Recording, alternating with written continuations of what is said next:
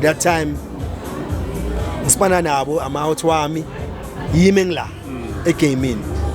Now for them ukuthi babuye bazwakala ukuthi bakhona kufuneka ba-embrace le out yabo Sbu batshele sesifikile. That's how the phrase came. Sbu batshele sesifikile thina lapho sikhona olapha lafa la yabo njalo ngilongibukela uChicco Reyes ngiyabona le ntwana ezincane ezimdlalela ama keyboard uChicco laphana ngingakabazi it was Mandla Speaker, it was Duma Silela, then on guitar it was Jimmy Dludlu, bass Jimmy Mkwati yabona so bokuyiband ka Chicco. Time for me to ask the public the questions engihlezi ngidume ngazo. Now today's topic sikhuluma about South African musical groups ukuthi the collaborated together baqale bonke ba collaborateile kodwa isikhathi masiya they end up in conflict and splitting. Lotshani isitshaba ngedlisa nathi kulo naga siragela phambili. I'm very impressed with what you're trying to do.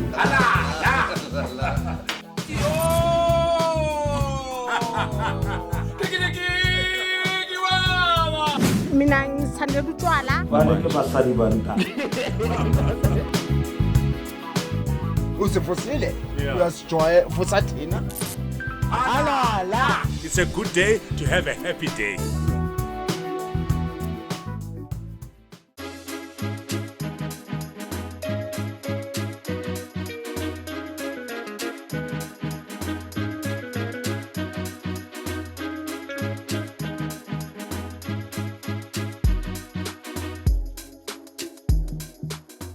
Happy Days on a podcast ngendlela right siyabuya nge-short ene-Bermuda. Take my chance. And thank you so much once again to all our subscribers because there's always a reason to subscribe on Happy Days. You always get something out of it. So halalisa ngendlela right to halalisa nathi. Sbuda. My brother. Yeah. But ngiletha ngolai. Yeah, no. Ngolai. No, wenza into enhle. Angazi noma uyasihalalisa. Yeah, ngiyahala halala. Noma uyasivalelisa. But abantu kumele inqome into. No, definitely. Asaphila, no, definitely. No, I'm excited. There's always a complaint like kule country ukuthi asinqomani saphila. Yeah, and yiyo lento le kufuneka siqale kuyiflada. Yabo, because I think it's one of the things that makes people to be always looking at the negativity more than focusing on the positivity. And automatically, once everything is about the controversy, people are tuning into that. Once people are tuning into that, then always we'll never have a winning move, but we'll always have a failing and expecting people to fail instead of expecting people to win. Yeah. So Sbu Malawyer abantu bangazi kanjalo my brother. Mawuthi Sbu bathi Sbu Malawyer, okay. Yeah, that's my signature. It became my signature. Yeah. Definitely. So Sbu there we outer sekasi. Outer sekasi emndeni. Yes, I was. Yeah, ubuye Kaslam. Kas99. I was born emndeni. Grew up emndeni. Ngamuva isikele ke to be all over. Then I moved to Durban, finished my matric there, then came back, continued with my stuff that I wanted to do. And obviously, you didn't start with No, definitely, yeah. Your wishes. Yeah. Yeah, no, for sure. I mean, sikhuliswa kanjalo. Yeah. Sikhuliswa ekhaya. Sinalento le yokuthi life is about isikele. Of which there's nothing wrong with that, yabo? Because iskele, it's everything. But people think iskele, high school, matric, yabo? Iskele. Kanti life is it easy, je? Iskele. Ngokwaso, yabo? Uyakeleza. Namanje safunda. Yeah, every day. But then nami ngikhula ngisekasi. But because of the influences, je, zenzeke kasi. At some stage, I think the energies channel. I think uNkulunkulu uyona a plan for Tina more than anything. Tina, as much as we can plan, the parents can wish this for you. Bafuna uba udokotela, bafuna uba uthisha. But I think uNkulunkulu uhlala a plan for Tina. It's one thing that we never realize as people. Njokuthi under G, all the plan in life, it goes according. There's a journey that is designed for you, and there's a destiny that is designed for you. From their journey to that destiny. So we get down nala what abang na uthi ngaba khona kanti kula uNkulunkulu bayakufuna khona and mothi yabheka uthole ukuthi lento le uya excella kuyo and you didn't know ukuthi we had this talent. But just taking us back to life yasemndeni, because some challenges were maning. I remember or maybe before the new dispensation, there was a whole lot of challenges for umntwana ekhulela ekhaya emndeni, you know, ugeleza ekhaya umncane ungacabanga because babethi deep Soweto, even noma ama opportunities benginokukhumbula mangabe intwana edlala idisc nabantu abayenza abathatha intwana abascoutayo abafike emndeni bathi ukufair blind nakhona mina ngabe wazi disc usondele kuma TK uze kuma Dubenyana mhlawumbe kube khona ihulumane elincanywayo likuthatha likufake kwiClub yaseDube so sondele nyana ukuthi ungathala ukwenza ama try somewhere, but nje ukhulela ekhaya emndeni, how would you describe it? To be honest, ukhulela ekhaya emndeni, coming to that point that you've just mentioned, uhlala ikasi emndeni, it used to be a last location in Soweto, lokish lokugcina. Even noma ugibela i-taxi from eJozi or usuke eJozi kulo kuphatha umphako ungaphatha isikafti nje ungaphatha umphako uzuqede because you'll I remember. Yeah, but then to be honest, I mean you've just touched a very sensitive point, and I always tell people bazibuza ukuthi ubuye emndeni thina besicabanga ukuthi ubuye emfulo besicabanga ukuthi ubuye ePinville ubuye nje umuntu asemndeni angazi ukuthi abantu basemndeni babuka kanjani. When you that point just before ngene emlonyeni, I remember bengifunda emncube emfulo uthola icherry ayakunqanya icherry ne mara wa mention iphathi ukuthi ublong emndeni umntwana akasekho interested ile kasi leli ikasi nje ngesilungu sothi those were township during those times that were abandoned. Ikasi elile kude things are happening njengoba ushilo kubodube emfulo Pinville, Diplove, that's where things are happening because they are closer to the things. Everyone bekangena ama tourists mongena aphelela la everything meyiqala the civilization iqala la. So you've touched a very sensitive issue or part because nami, to be honest, mengacheka going back, I was talking about this friend of mine that I grew up with. We Ibrahim like so, like mina na school bakamusama twins, like gobo siwaniswa idlala ukuthi ube siba man next door futhi kusedladleni kube yindlu bese kuba kubo. So we grew up together. Siyintwana ozandile Msimanga, so siyintwana sabo bracket and beka left, and he was good with drawing. Okay, very good. Beka draw little rich man bayakubheka kanje ukuthi he used to teach me how to draw. Bengakwazi to draw it all, but by being close to him, I think out there, if I could learn him then, I'll be honest, not that I'm saying him daily otherwise, but I think we're mentioning the part where during those days, him daily way, which was the last township or last location in the township. So out here, I was fortunate ukuthi my parents are from Durban. So meqala lezi zinto lezi zabo ma pens down ngabo 1985, 86, 85. So my parents said, "Thina umntana ngekakhulu in this environment." Then they took me to Durban. I think it's when I started to be exposed to another life. Okay. I was then I got an opportunity to know other township. Unfortunately, there was a time la divorce and I so I will also like touch base with the environment. So then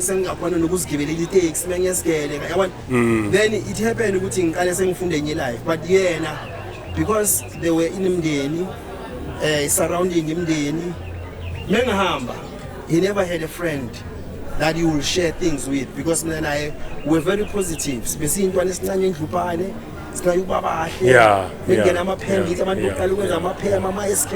things. So I was influenced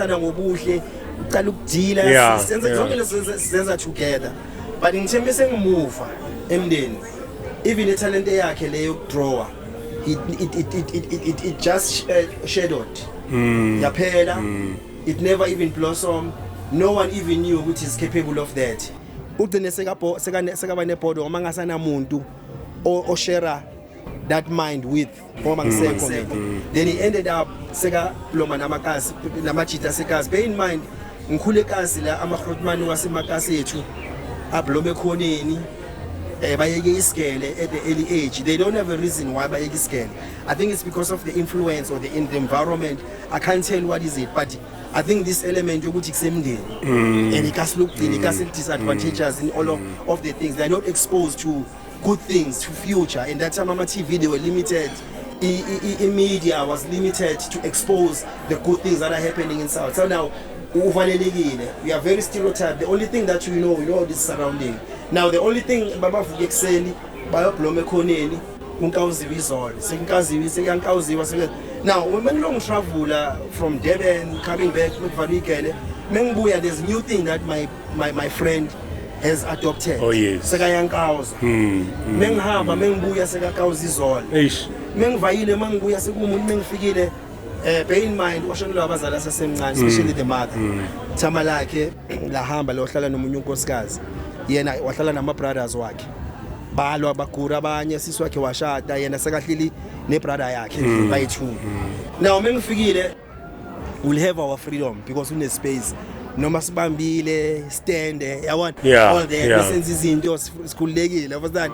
Now mengimvakashela the other time ngiyafika ngithola uyangitshela ukuthi emfana ngibhayile impahla and all that. Now ufuna ukungibonisa the new things that he has done yabo because nami mengibuya ngimxoxela ngelife yami ukuthi mengisedeben eDurban kuso kunje nje ngimtshela ngama development nami that I'm encountering nezinto that I'm encountering naye ufuna naye ukushare something that ngizofila nami ukuthi at least contains yeah ungitshela ukuthi yabona ngibhayile impahla mara mengangikhiphela le impahla ungikhiphela impahla ezimanzi now I don't understand ukuthi impahla ezimanzi kwenzakalani each and every time impahla ngingakazi ngalento abathi iveneka kanti awuthi yami seyithula ama washing iveneka woyi I don't know what they call it izaphatha okay so ngifika seyishaya iveneka yeah awuthi yami seyankawuza awuthi yami seyishaya izolo labantu laba besiba criticize mina naye sibabheka as people that we not gonna look like them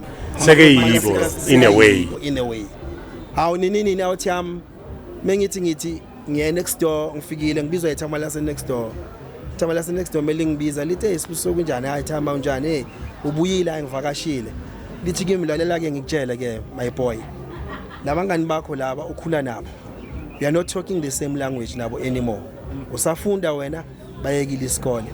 I don't think these are the good people to hang around with.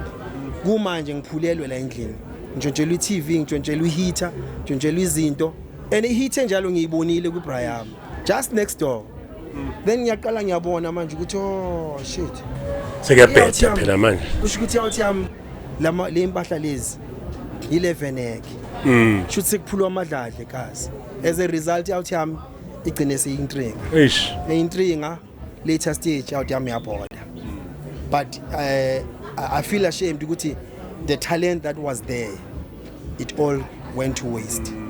So I think it's better now compare because of the technology, because of the media, because of things now they are a bit advanced.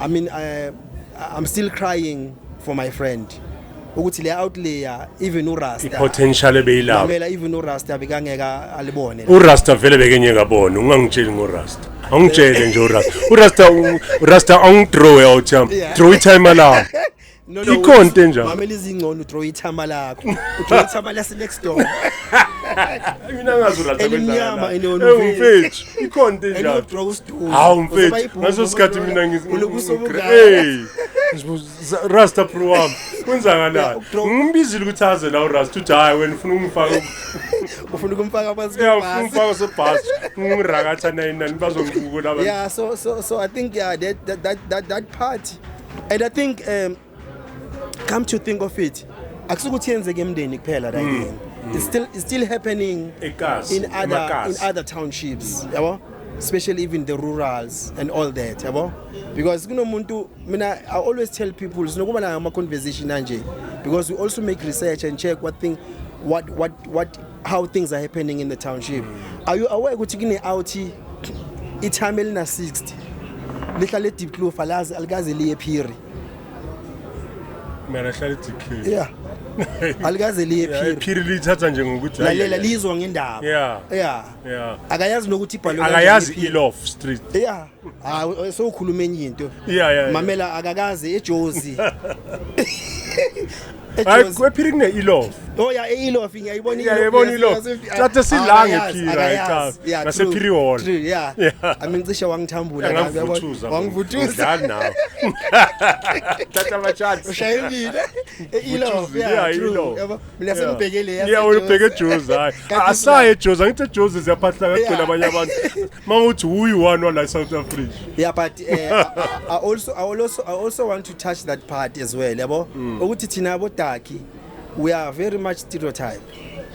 I don't know ukuthi ithatha especially amajita sesowethu and this mentality yokuthi eJozi sekugcola abantu bangaphandle then manje and I don't know why ngasa step abantu eJozi bakutshela ukuthi ngizongithola emall hayi sihlangana eJozi why because let me tell you and let me tell you ke into ongayazi these people bazeli economy for themselves bayaphanda lamajita I don't care who says what. I'm not saying nganyama foreigner nganyama myself, yabo.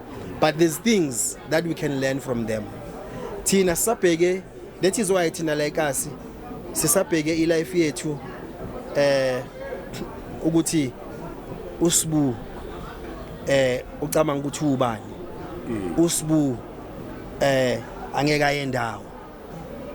Angibhekanga ukuthi usbu what do I learn from usbu ukuthi nami ngikwazi ukufana nosbu leziyana is ilife imocho yazi da kanti kube sasondeza sizondeza sigeleze something from kuzo ngabe economy yasekhaya understand you take a simple thing ngipayisa thrifting kuna majitekasi that can't afford ukubuy impahla zasesentini and thrifting it's an opportunity for that person that wants to look nice and you can't afford to buy in sentini mina mara ngilethela yona ngizokuyela mina ngiyokuvulela ibheli ungawarisheki because na ufuna ukuye eJozi sentini ngizothathela sentini ngilethele kasi but the good thing is that you look good ubani ozosho ukuthi second hand mase uyigqokile but thina amajita sekasi sasele umqondo ukuthi mina ngeke ngiligqoke second hand mina ngeke ngigqoke into ebeyigqokwa umunye umuntu I rather struggle ukuba to look good but at the same time uthi ambeka umuntu wakho uyasafara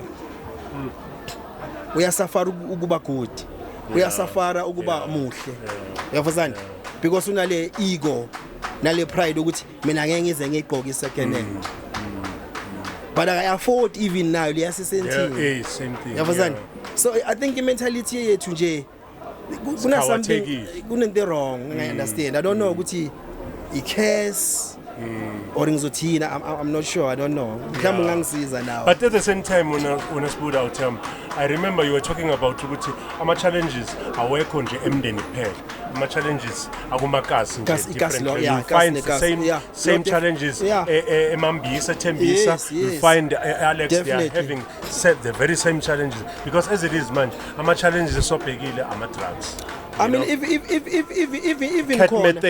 even corner kulamakasi eswathatha as amakasi atop like us like your Deep Kloof your Pidvin your Prime nawo kunabanye abantu within aba naleyo nkinga leyo they are not exposed to good things they are not exposed to economy they are not exposed to life in general because some fellow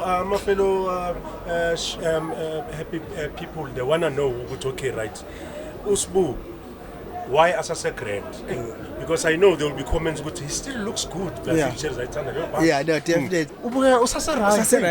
I remember on your episode that of Shabele that they used to mention Shabele sase grand kanje ushintaza kakhulu so what is your recipe when ukuthi ulokuzikhipha right ulosbu esimaziyo noma sikubona ukuthi you aging but you aging very well I think it comes also from the background mengikhuluma ngebackground ngikhuluma ngekhaya where you grow up la ikhaya ukhuliswa kulo how you molded mina ithama lam lava ngina 7 years njoba ngisho ukuthi lava la uhlala emfulo so ngakhuliswa umama but let me tell you bengikhuliswa umama onomthetho mina olelambe lingivalela igate at age of 10 years belikhiwe igate when other kids are playing in the street badlala bagijima bayenzani mina benginesikhathi ngikhela igate ngiyababheka and I felt like ole lami liyangipanisha kanti there's things ole lami belifuna ukuthi ngingabi exposed kuzo yabo ole lami ngivayile ekseni savana amajita sawudlala sayemabhunwini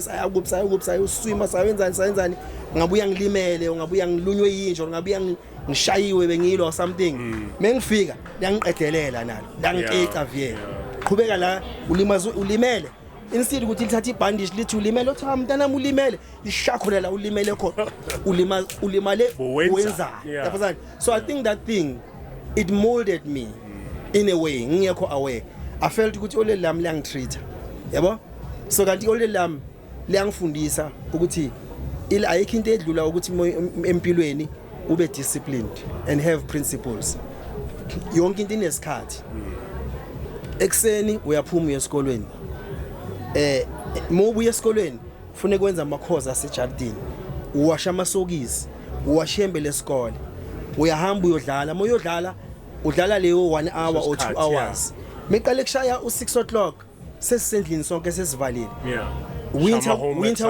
winter ku west iwinter because kusheshela lishona ilanga mezithi 5 o'clock wonke umuntu sekasendlini meqale kuba mnyama sekwalala wonke umuntu usendlini yabazani so I think those principles on its own you felt ngathi slavery I mean ole lamb when these kids are playing they running they doing whatever babuya ngesikhathi babuya ngaso and mind you more to check abona a majority of them yibo today abanye samba phezulu kwabo yibo today who became those people ebengikhuluma ngabo for instance even a friend of mine lebengitshela ngaye yibo that became those victims of such circumstances so now yeah also mase kuba iphathi ukuthi I think also being exposed in other township I was fortunate ukuthi ngahlala nethama lami emfulo for 3 years ole lami lalivayile lo twice so it happened ukuthi because I was young abantwana basedladeni bengelast born that time thama lami la ngicanda then ngahlala nalo now mengiqala ngifunda life yasemfulo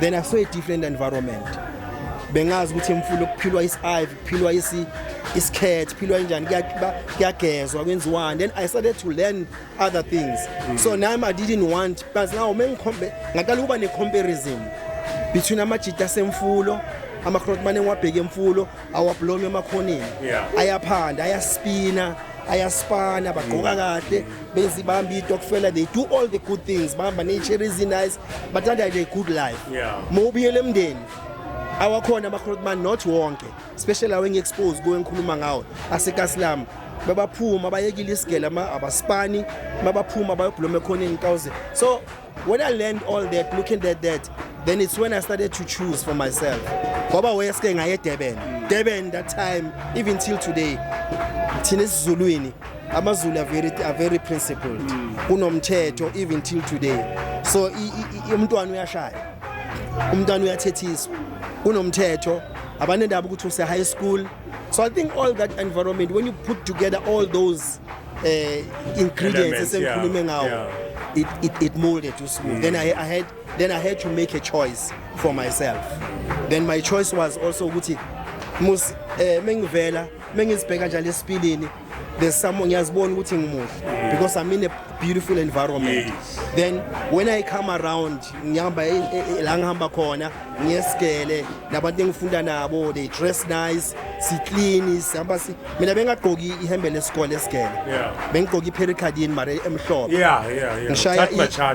ngishaya idikis dawuthi uthanda isidwala qala nqanya isidwala sorry ayisitwala yabo so ngishaya idikis mare grey angishaya amabhova ngishaya iflosh emshuo ngishaya ichurches mari ngeske yabo but ngiku uniform mari baba ngibiza bathi letona I remember basibiza bathi lapha esikele benkeleza kubo benkeleze emakhumbuzo emlazi bathi sebazo stop ukuthatha abantwana abafunda eJoburg because baletha a bad influence yabo some of them they don't even dress uniform so bangithatha bangibeke assembly bathi mbukeni njengalo mbukeni nje i-uniform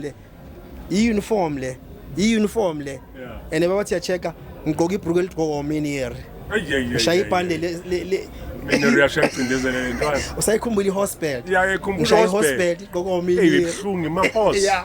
Ngishaya ima-horse. Yeah. Ngishaya ihembe lepericardini. But my argument was, no sir, but limhlophe. Yeah. Ibhuruko li-grey. Yeah. Icathulozi mnyama. Ngawina kanjani. Yeah, ukhalela. Yeah. So I think awuthi yami into engayisho ke my brother ukuthi all that, those elements that I've just mentioned, zingenze ngazangimolda. Yeah. Yabo? And bekuthi noma kuvalwa igele. Ngicine sengiploma kakhulu kune-out zami ngangifunda nasevuka ebambe imfulo.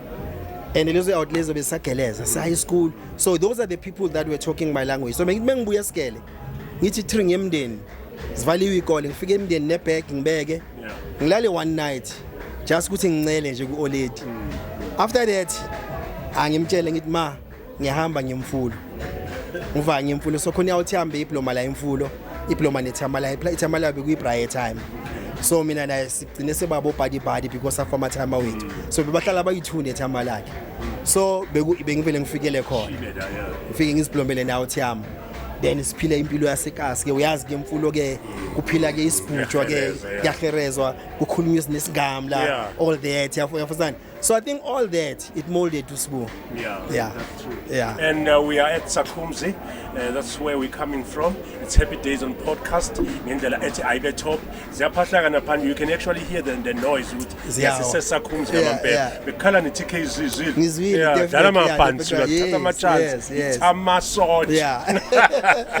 Yeah. And don't forget that we have a competition from our Yenza sneakers, which is sponsoring that part of the competition of the show on Happy Days. So in order to become one of the lucky winners of these beautiful sneakers, you can actually make sure that you stay tuned, okay, throughout the show, and then you subscribe, and then become a paying member if you want to be, just to make it more, it was charm it even more. But by just winning, you can just become a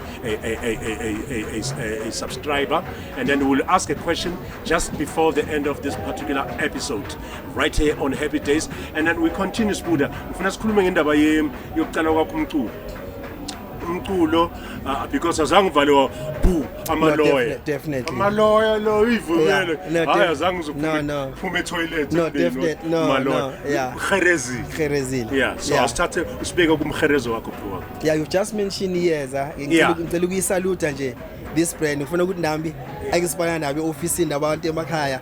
Bazi ukuthi I don't have a problem with you in front of me. Before I had a problem. Before you had a problem. I argued with you. No, I was on port. Yeah. I was happy the fact that it's a local brand. That's it. And the brand come forward too. Yeah. And at some point me and him we had some engagement. Okay. So it's a good thing. He's a very positive guy and I'm proud of him and I'm proud of the brand. And now your brand, we'll talk later on about your brand. No, definitely. But you're also based in TK. I'm saying with regard to your business. Oh, my business in your town. In your town. Yes. So as the guys. So as the guys, definitely. So push more and like I've mentioned on the other episode, Tiaga Engelberg, the president also made mention during his national address. We need to promote local brands. Definitely. Local.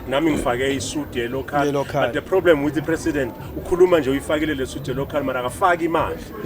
local brands. Yeah, that's a problem. I think that's the a sad part. Yeah, I think uzo ikhona indlela. Yeah, let's hope. Yeah. Yeah,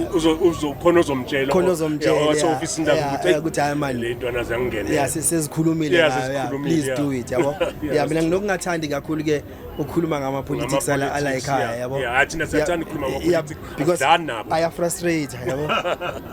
I am frustrated in such a way that uzogcina sothola so ukhuluma ezinye izinto ongafuna ukuzikhuluma, especially as a brand, yeah, you must be very careful, yabo.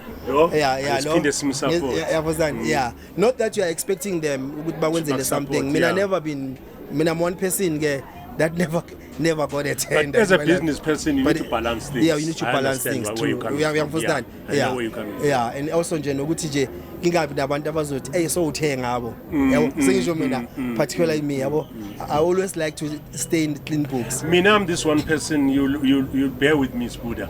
I believe in supporting, in fact, I believe in a point of which mangabo we out a cars. In fact, in South Africa, you need to start doing things for yourself. No, definitely. You don't have to not rely expect on the government. We are not we are not entitled. Yeah, you're not. Yeah, you're not entitled. Yeah, that's a problem. You don't that have to hold the government at ransom. Thank you. You need to do your own things. Yeah. The government will meet you somewhere. Yeah, whatever that they're gonna do for you is cherry on top. That's the thing. Yeah, so Suguma, whatever you want to do, I mean, I always encourage that. Yes, I can do that. And again, unfortunately or unfortunately, njengoba besisho ukuthi sikhule kasi thina elama disadvantages amaningi. I think ile lesenzile ukuthi sifuna ukushintsha impilo zethu. Kube nalento ukuthi ngibuye emndeni. And umunye umuntu bekabuza ukuthi serious ubuye emndeni.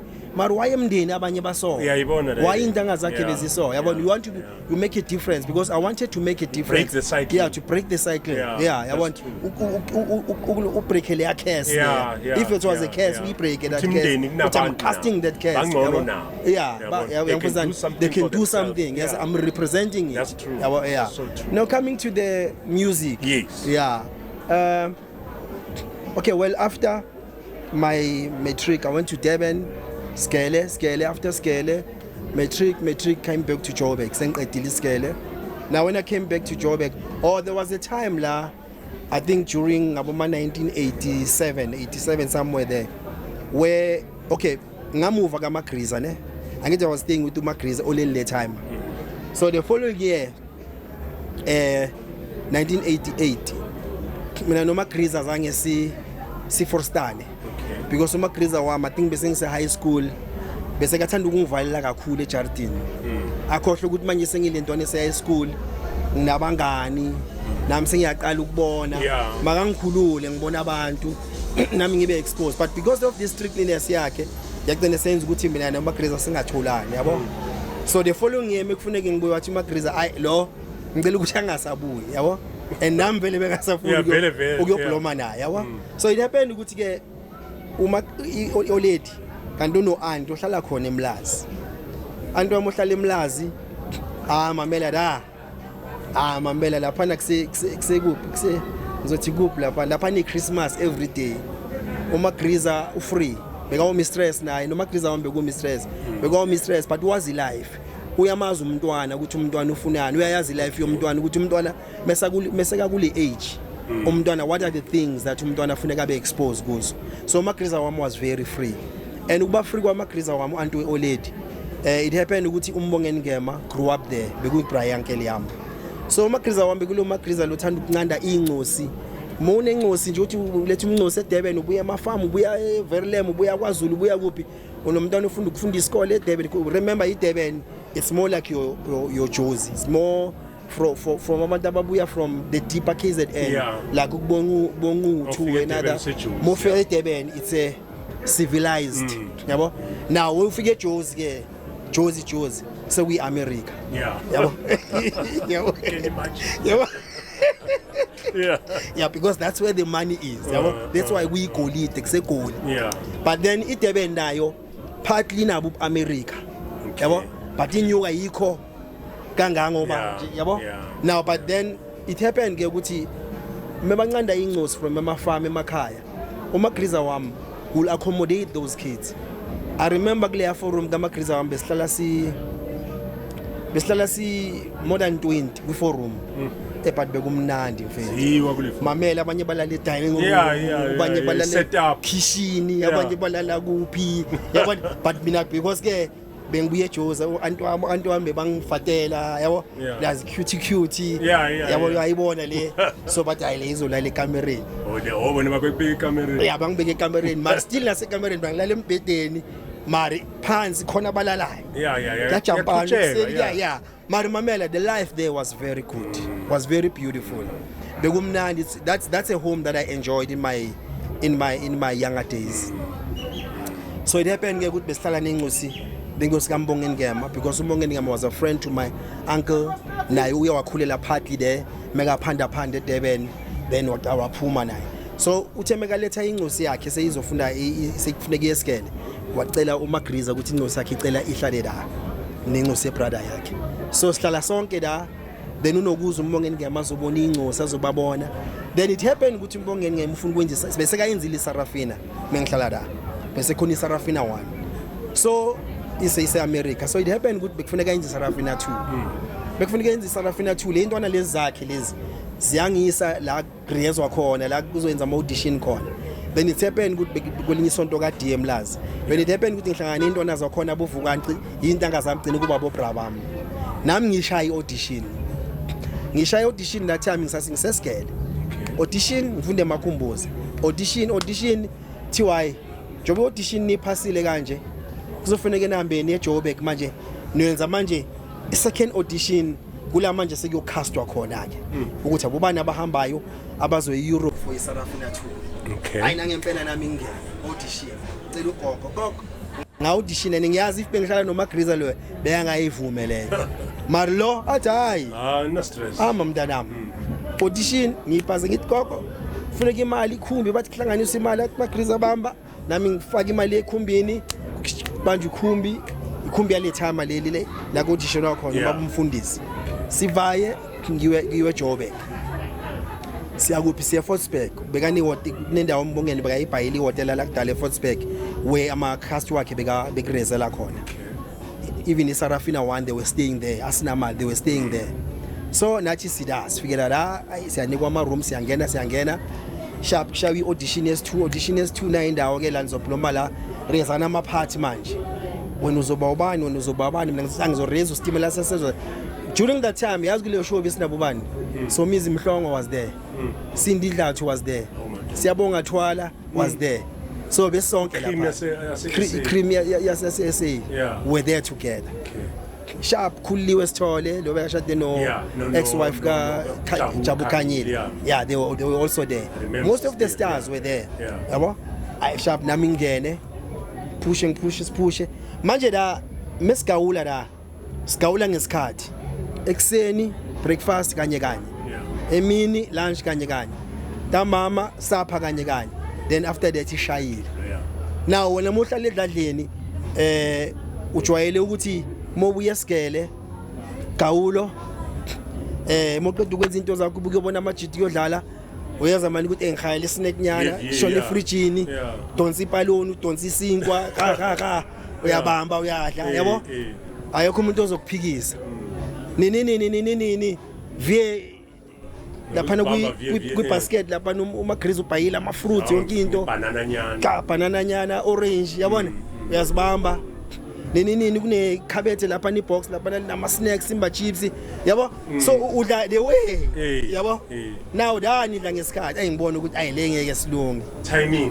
timing ngengilunge so ngenzani ido yazini ngitshela uSomizi nabo lona bovukani ngithi yazini isister yami iSpane Bank ngase Lister building abaze edladleni ukuthi ngikhona no one knows ukuthi ngila eJozi yimi ngizibhayisayo ngokuya ku sister nami ngifuna inyuku mina yokuthi ngizofila lapha lama gap lawo lama snacks so uphethela amaphapheni Somizi neLister building Lister building besifika la sister ngiyabiza lapha eluRuth Ntshangase ayisha babambiza makathi kla is during the week during the school day lo muntu ufunani la hayi wena ngiyolitshela itime dying la committed artist kanje futhi ngimtshela ngeexcitement before athi uzotshela itime ngitshela ngeexcitement zakhipha bangithathile siyavaya se-Europe ya thina sizoba istar mina what hayi manje isikole hayi ngiyotshela itime nihlala kuphi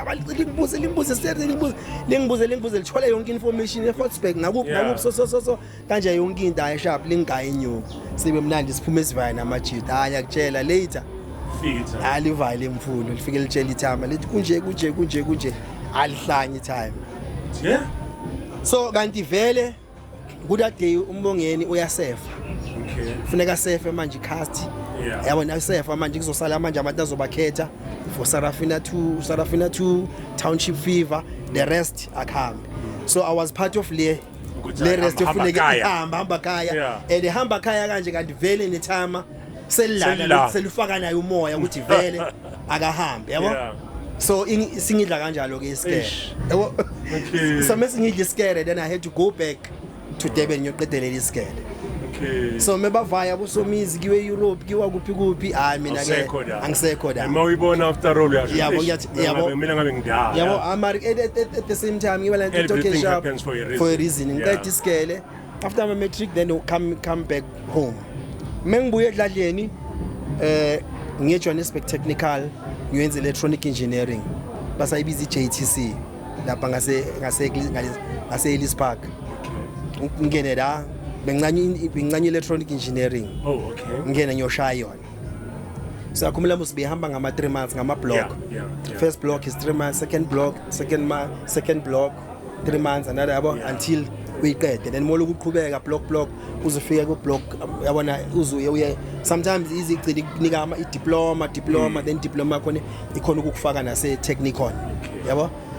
But endle mengilongu ngiyenza because manje sengi-expose angithi the time silapha committed kufika abulindelani lapha abulindelani ngiyabaza abulindelani Mkhize sibazela vele impintshi zale out yami lengitshela abodla lapha kaDlamini bakhula bonke sisonke nabo abulindelani sengiyabaza sengazi abantu abaningi because sengazi market theatre because me ivula South Africa 2 I was even there yabo mikuvala igele ngiye lapha ngiyothengisa ama booklet so sengazi abantu ababhaya abosilumake kanje sengazi nje i-industry. Now when I came back njalo ngithi mengibuye esikele ufike ngitshela Lindelani ngithi Lindelani mina ngisayithanda lento le so Lindelani will call me to come and do ama session for ama recordings make record abo even chaka senza ama backing vocalist then kushawa ama invoice siyaqaya ngapha sengiyakwazi ngesikele nasendlini ngiyakhona ukubanika yabo sengi session musician partly nabo mam the late the gospel artist konje mambani I'll remember now. Yeah. Bonke nje sinabo lapha na yibo abo gospel artist waseDurban umam angakoda kabe angavuka ukuthi ngikhohle igama lakhe. Angavuka ethuneni. Somkhumbule yabo. Sonke abo Deborah Fraser. Deborah Fraser. Yes, nabo mam Deborah. Sinabo lapho sengi-session musician nabo abo Mamtunokwe abo Bula Hashe sonke nje ngenza ama-session bo Ringo Mahlingozi basesema-session musician yabo so nami ngiyaya lapha make recorder all the artists make recorder abo Chicco make recorder abantu I started to do exposed little bit in that showbiz but I still love theatre yabo I still love to be there but ngilongi ngiyageleza until one day there was a show that was playing Mega Music. It was Mega Music that time. Ila sekune mall manje junction. There was a place lapha bayibiza Mega Music. Bekuna ama rehearsal room in Newtown. Bekuna ama rehearsal room. Kula bakhe khona manje imirema ke. Oh. Kula that place because bagcine ba build la uma building bakhe imirema ke. So that time bekhona indawo lapho bayibiza Mega Music. So bekuna ama room okurehearsa ama artists da. So it happened ke ukuthi there was a show bayibiza Street Sisters. Be director uJohn Lidwaba beyibhalo uya some director uJohn Lidwaba and that show was supposed to go to Europe. Now bekunanya ukuthi bayibiza uPeter Mashiko yamazi he's an actor nje known actor. Peter Mashiko was playing the part. There was a group that was called the Golden Boys. So Peter Mashiko uye wayilida the song in that kuleyo group le. So uPeter Mashiko wathola ideal yokudlala kuyiphintombi beyithore Europe sebebafuna umuntu abazomreplace eEurope. Now kwavuleka le gap. So bangitshele ke bathi ay no Sbu hamba uyenza audition laphana kunembobo evulekile bafuna kule show leyo ke besinabo abantu benginabo kuleyo show the late Menzi Nkubane Desmond Dube Hamilton Dlamini to name the few. Those were people besonke kuleya show. So it happened I got a part on that show. So siyenze le show sishaye le show I think we rehearsed for 2 weeks and during that time we rehearsed. So angithi kunama rehearsal room. So opposite our rehearsal room bekureheza uChicco. Chicco was preparing for a tour to go to Africa. Wayezo in Nigeria, Zaire. I think he went to 3 countries. So yeah. So because uChicco ngikhule ngimncane. He was my role model uChicco. So njalo make break. I'll go there and uLindelani uyo manage uChicco. So I'll go there ngiyobukela ngimemnyango ngibukela uChicco rehearse. Yabo? Njalo ngilongibukela uChicco rehearse. Ngiyabona le ntwana ezincane ezimdlalela ama keyboard uChicco laphana. ngingakabazi. It was Mandla Spikiri. It was Duma Silela. Then on guitar it was Jimmy Dludlu. Bass Jimmy Mkwati, yabona. So boki band ka Chicco. Any combination nale. Abu Ishmael, they were there. He was a backing vocalist, Ishmael. Yeah, Ishmael. Ayintwana na. So njalo ngilongo ngiyobukela. Kanti ishow yethu vele funeke idlale for 2 weeks. Serious for 2 weeks. After 2 weeks, ivule market theater for 2 weeks. After 2 weeks, then we go to Europe for a tour. So during that time, I remember John Dwaba, he came in the morning. It was the second week. Kulelo week vele sitshela ukuthi siya rapper vele ishow yaqala next week. Ufike kuseni sawo map. Sikesi sibaready senza ama vocal warming, nani warming. Yabo? Ah, makange makafika lapho John Dwaba sifika mbona manje ebusweni ushwabene. Fika athi guys, got bad news. The sponsors withdrawn. Ishow ngeke isavula. Ishow ngeke isavula market theater. As a result, ishow is not gonna go to Europe anymore. So guys, ngicela mbone ibone ukuthi liphuma kanjani. Yabo? We blovier. Sithatha amabhek wethu manje. Ayisesiyaphuma manje. Sesiyazibona manje ukuthi senzani. Hayi ngivanye lapha. Luckily ngithola Lindelani saselapha. Uthe Lindelani ayo sekuyabheda ngala. But the show is no longer gonna go on. Hey man, ngifuna isipani. Yabo? Sengiyekile futhi esigele. Yabo? Sengiyekile total manje esigele. Ngisagelezi manje. So bowenza bese ngiyenza block 3 manje. Ngenza block 1 ngenza block 2. Mase funa ngenza block 3 nga drop out. Yabo? Okay. Angithi manje sengibone lento yini. Europe manje, Europe. Yeah. Mengifika la uLindelani athoke ngizokhuluma noChicco. Nangempela uChicco afike. I remember uChicco bekangenza ilona iaudition yakhe. Waqeda ukufika savaka enye exe ready. Aphethe amabhakede KFC uphathele ilona. Uphathele ingwenya lapha ku Rezal zogawula. Abo speaking bonke nabomdula lapha igawulo lelona, igawulo le band. So mengifika lapha uphethele igawulo, maphethele igawulo afike uLindelani amtshela ukuthi man intwana yami leso uyawazi ucula zangithi angiyawazi ucula athi uyawazi amaculo wami ukuthi angiyawazi athi angiculo lami iculo lami li1 noma iliphi hayi I remember uvula umnyango wehlisa inyawo kanje ngapha ukhipha izinto athi acula ngikubhekile engimile nami lapha emnyango mani I need some money. Yeah. Athi hamba Reyes. Tango Reyes. Yeah. Abayo Reyes. Chicco was a very simple person. Was a very simple person uChicco. Kanjalo soyiwinile audition. Sengiwinile audition. Yeah, uqedile uChicco. Ayingene. Bheke lapha uChicco. Uhlangana kwami ke labo speaker nabo Mdu. Okay. So me noMdu we became very close. But unfortunately kanti sebaselelwe iduration dala ba Reyes. Sebaselelwe nje short duration ukuthi bavaye balungisela ukuya kulama show. So angeke ngikhona ukuvana nabo because angina passport.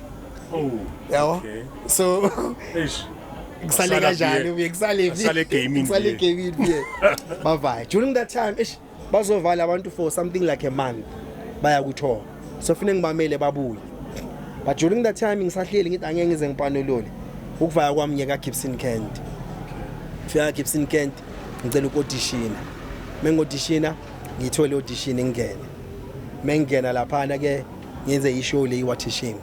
What a shame. Yabo nabo Linda Sebenza was my mentor. Sishaya ishow nakhona mari Gibson Kent bayangabathanda abafana abahle. Okay. Yeah, because that's another one. But washo Popeye no Spinach shoot mawumuhle. But it's a vice versa. Yeah. Mawumuhle uthola iphathi wena uthi mawumuhle zakuthulela. Hayi mina zakuthulela ngiyazithulela. No angithena bekathanda ukushaya abaphuthununu lawo. Manje wena ubufikile la. Emadoda. Uzophasamisa. Hey. Double KG. Yeah, double KG mthiwa. Yabo. So for some reason nje ekuze khala uLinda Sebenza mara wangamthandi lo mntwana. Ora umthandi Gibson ngoba muhle. Ngoba muhle lo mntwana abantu. Mara uyakwazi uyakwazi ukudetha. Yini deshoda ngayo. So angimela uChicco ukuthi abuye ke makabuye uChicco the first show that I did with him show yase I think I did 3 shows with him yase Mritile Park nase Benmari. You remember the place called Benmar. It was an annual event. Benzekale kwaNdebele. Okay. Yeah, it was a big event. Big lona nje lona with a lot of people in park. Kuzabantu ba picnic, you know. So I did that one. The last one that I did with him, it was Ellis Park, and that time Chicco beseka decided ukuthi uyavala ukwenza ama live performance. Seka venture into other businesses. So kanti mina nomduke it's when we became close. So umduke lo ngimvakashele studio lo ngimshayela ama round studio lo ngishaya around asibana ku Sneemani. Ayisesitira mina libona ukuthi awuyapanulula yazi nathi ngitholile umsebenzi. Belisipana kwenye show kwenye company bayibiza, let me not mention the name. Asipana kuleyo company for merchandising. So lisesitira lami ngithathe lithi incenga lapha abantu samele into zakho ukuthi izilonge incenga ngihambe ngiyoshaya merchandising. I think imali yakho na yengenza ukuthi ngiqale ukuzithengela umbhede, qala ukuzithengela i-bedding, qala ukuzithengela i-TV, qala ukuzithengela i-setup amaketini, then ngaqasha i-room emfulo. Waqasha imfulo. La ngaqasha imfulo la ngaqala khona ukuthi hayi now I want to be independent manje ngizidlalele ngibe yi-one. Ngaphuma edladleni. So phuma kwami edladleni so ngilong busy ngiyasibana ngapha ngiphampane nomuntu we-Eastgate because bengisipanyela khona. Bengiphampana nomuntu then umuntu angitshela ukuthi sengise Plain Street studio ushaya around. Ngifika lapha ngishaya around ngithola ukuthi umdulo kuyasipana sipanela uChris Kanakis the late bayaphusha lapha phusha ama cover version. Mase one day angiapproach angithi umuntu yazi lengamlale ithi kimi ngenza isolo yami. Ngithi thenza isolo ngithi manje wangayenzi. Athi umuntu mina ngithanda ukuba for front ngithanda ukuba behind the scene. Ngithi asiyenze isolo yakho. Athi ngiyenze isibusi ngithi ayenze. Ayenze umuntu isolo yakhe. That's when TKZEE was born. Senze TKZEE nomuntu.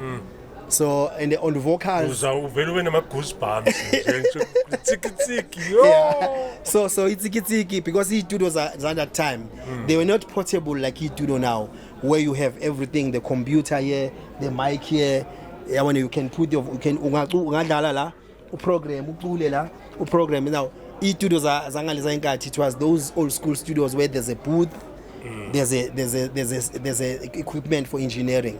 So now umuntu couldn't sing for himself, so he had good kube yimi ngiculayo ke the parts, some of the parts yabo. So TKZEE as a result I'm the one who was singing the vocals on TKZEE. So sayenza so itu nomdu I also came up with some verses iphimbizo namhlanje nani mdu ithi TKZEE yo TKZEE si push album, then we completed the album. Then umdu na yangena acule ke set up isicule so itu skitchime athi busoza upressela ithi ngiyongena ngifake ngena afake kitchen afika fake iphatha abuye athi pressa ke pressa abuye yabo bekuleso siphithiphithi abuye futhi athi ithi ngambe ngiyoshayela line le angene studio athi upressela athi ngizokutshela mengiqeda ungena ngayo athi press shayela lakhe shaya ukuthi athi pressa futhi you stop abuye yabo. So si record album siqede iphuma iTKZEE meyiphuma iTKZEE siqala ukuyiphusha so yithu nomdu as his hype man, but those days besasebenza legama lethi backing vocalist bekabi into yaba hip hop yamanje ukuthi uhype man wami. So it happened ukuthi ke I became those hype man. So alandi isibari sakhe ke uJakarumba to became the part of abo hype man sesi2 yabo. So because that time there was this trend ukuthi kunama dancers during our times kya dance umuntu check abo Tompisi bokalawa kya dance kunama dancer Bumshaka kya dance people were mo check art kya dance nje. That trend was a big thing. You wouldn't go on stage without dancing. Usho yakhe izobanda yabo. Yeah, but I remember before we got uJakarumba nabo Pro to become the backing hypers on kumduna was backing vocalist. What happened bengilongamba nomdu ngikhumbula kunenye show same place eBenmari sambe nabo Christos no Dayz nabo Bob Mapena nabo Dr Khumalo, and that time umdu uqeda uproducer Get Funk say before iphume before iTKZEE sayablow. I remember the other song that was big that time bekungoma yama Twins Shona phansi that song. I remember that. So Benmari same place. So now sinomdu stage ke sa performer to perform about Doctor nabo ma Twins ulona uyosidlalela uChristos athi hayi ngena mntu ichance yakho angiyakutshela mayifaka idethi iqala iTKZEE abantu abayazi angabona iCrowd disperse disperse make disperse iCrowd kwasala unokubona mose showini Lalabantu laba abazinanekele nje. Ujayivela noma yini. Yeah, yabona ujayiva noma. Jazz wa jive. Yeah. Yabona. Ayikho labantu abayi2 abayi3 abanganendaba. Bayahalalisa. Abantu abahalalisa. Bana sikusele bayi3 stadium i-ground abantu abayidlala. Udlala yipi nami? Sidlala iTKZEE. Abayicafi. Abayazi sesele abantu Ungitshele. abayi3. Abanye sebayaxoxa, abanye badisperse, abanye bayochama, abanye benza bathatha i-break abantu bazobuya. Sizobreaka ngalapha. Esingena umuntu usadlala iTKZEE kangibiza sisizo. Phuma stage ayikho lento le. Ayiqhubeke mina nemali. Ngicule le 3. Tsikitsiki yo, angikwazi wonke ama-line. Yeah. Ingoma yakade sisizo uyahlanya. Uyagula wena ekhaya. Ubona ukuthi abayincane le. Yabona abayincanywa lento abantu. Hayi, qhubeke ngidlale mina. Ngidlale uphume. Qhubeke ngidlale.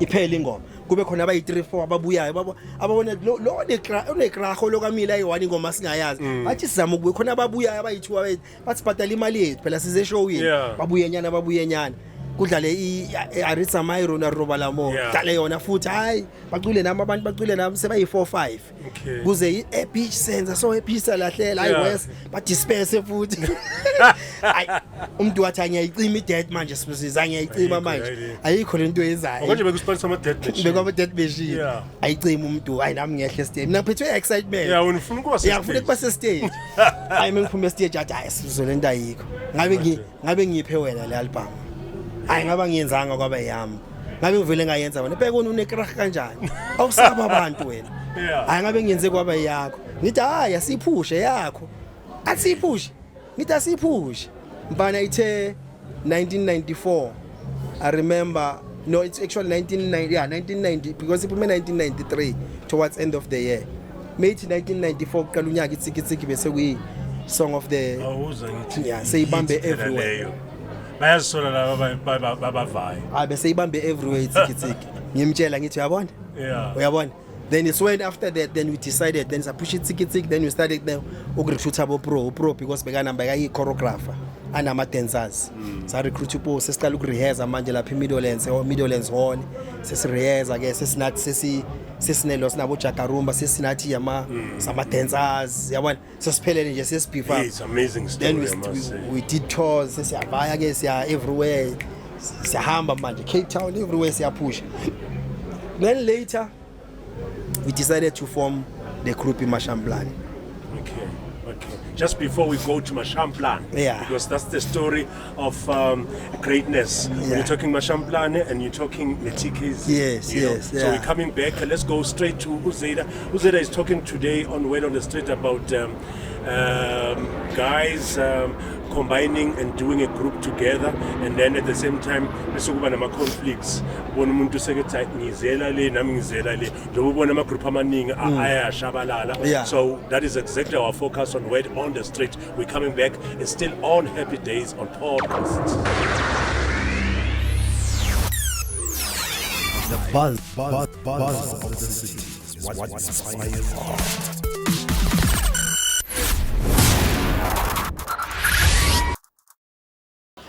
Hola familia, Eswakarota Zayda Brits. In this, it's Happy Days on Podcast. Now guys, you know when you see this face, you know what time it is.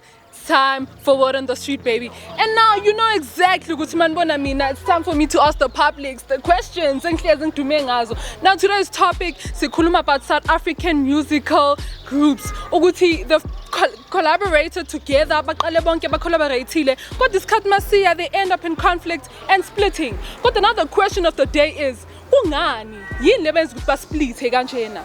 I have my brother Untando khona lana uzositshela ukuthi yena mhlambe ibangelwa yini lento leyo. Alright, so Kamela Montando.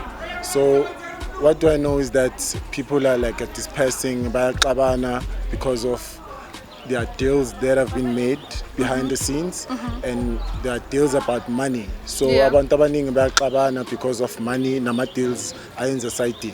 It's not about girls, but nalaba abanye like which one the group lega Rikirik Poison Parks.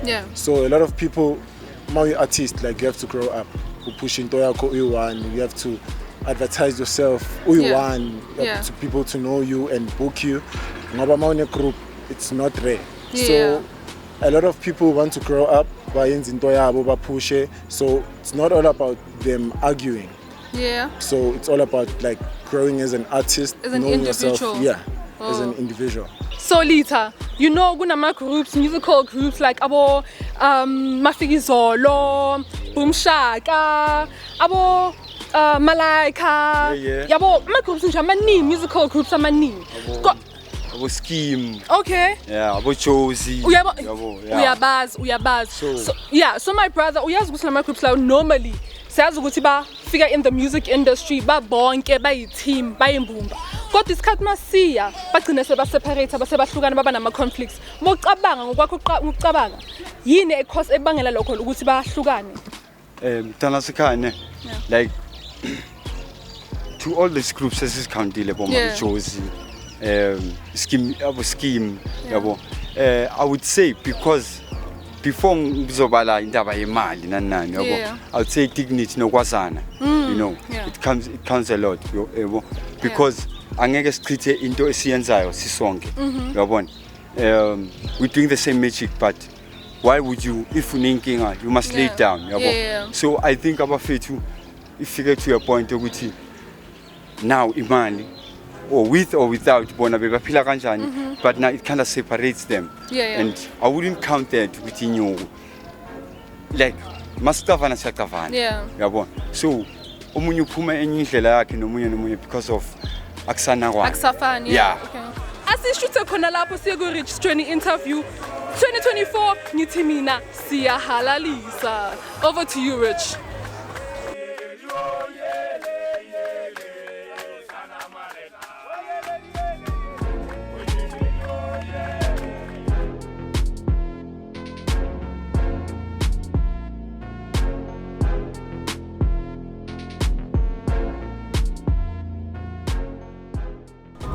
We're back on Happy Days on podcast, and thanks to Zayda. Yeah, vela ma group bayafa asaza bulawa yini abantu bashuvu lwabo bayasho ukuthi yazini ngathi ngabe ilona iMafikizolo isaseyo. But abantu another thing umculo you grow. Yeah, you know? And people go solo sometimes. Yeah, evolves. Yeah, you need to develop. You need to develop. Yeah. And then uthathe enye engile. Omunye umuntu ubona ukuthi ayi athenge shy gospel, ngisen grand ke shy quiet and the likes. But now you were talking before we go to Zayda, we were talking more about Mashamplan. Yes. Uqaleke kanjani mayiqala nje. Ngicabanga ukuthi uqale wasipana ne yabo bengishava sana. Ngicabanga ukuthi uqale ne TKZEE than Mashamplan. Uqale ne Mashamplan. Mashamplan uyubaba wakho. Yeah, well, yeah, uyubaba wakho. It's where it all started. It's where it all started. Yeah. I mean remember I mentioned ukuthi sapusha ke nabomdu skijima sonke nabo Chakarumba as ama backing vocalist kamdu skijima na ama dance abo pro, the late pro, even nale ntwana lezi ebesezi Mashamblani S2. They were still dancers those days, ba ama dancer ka pro, but they became same dancers, dancela umdu together. Shama kick until then we formed Mashamblani. We decided to ukwenza group Mashamblani.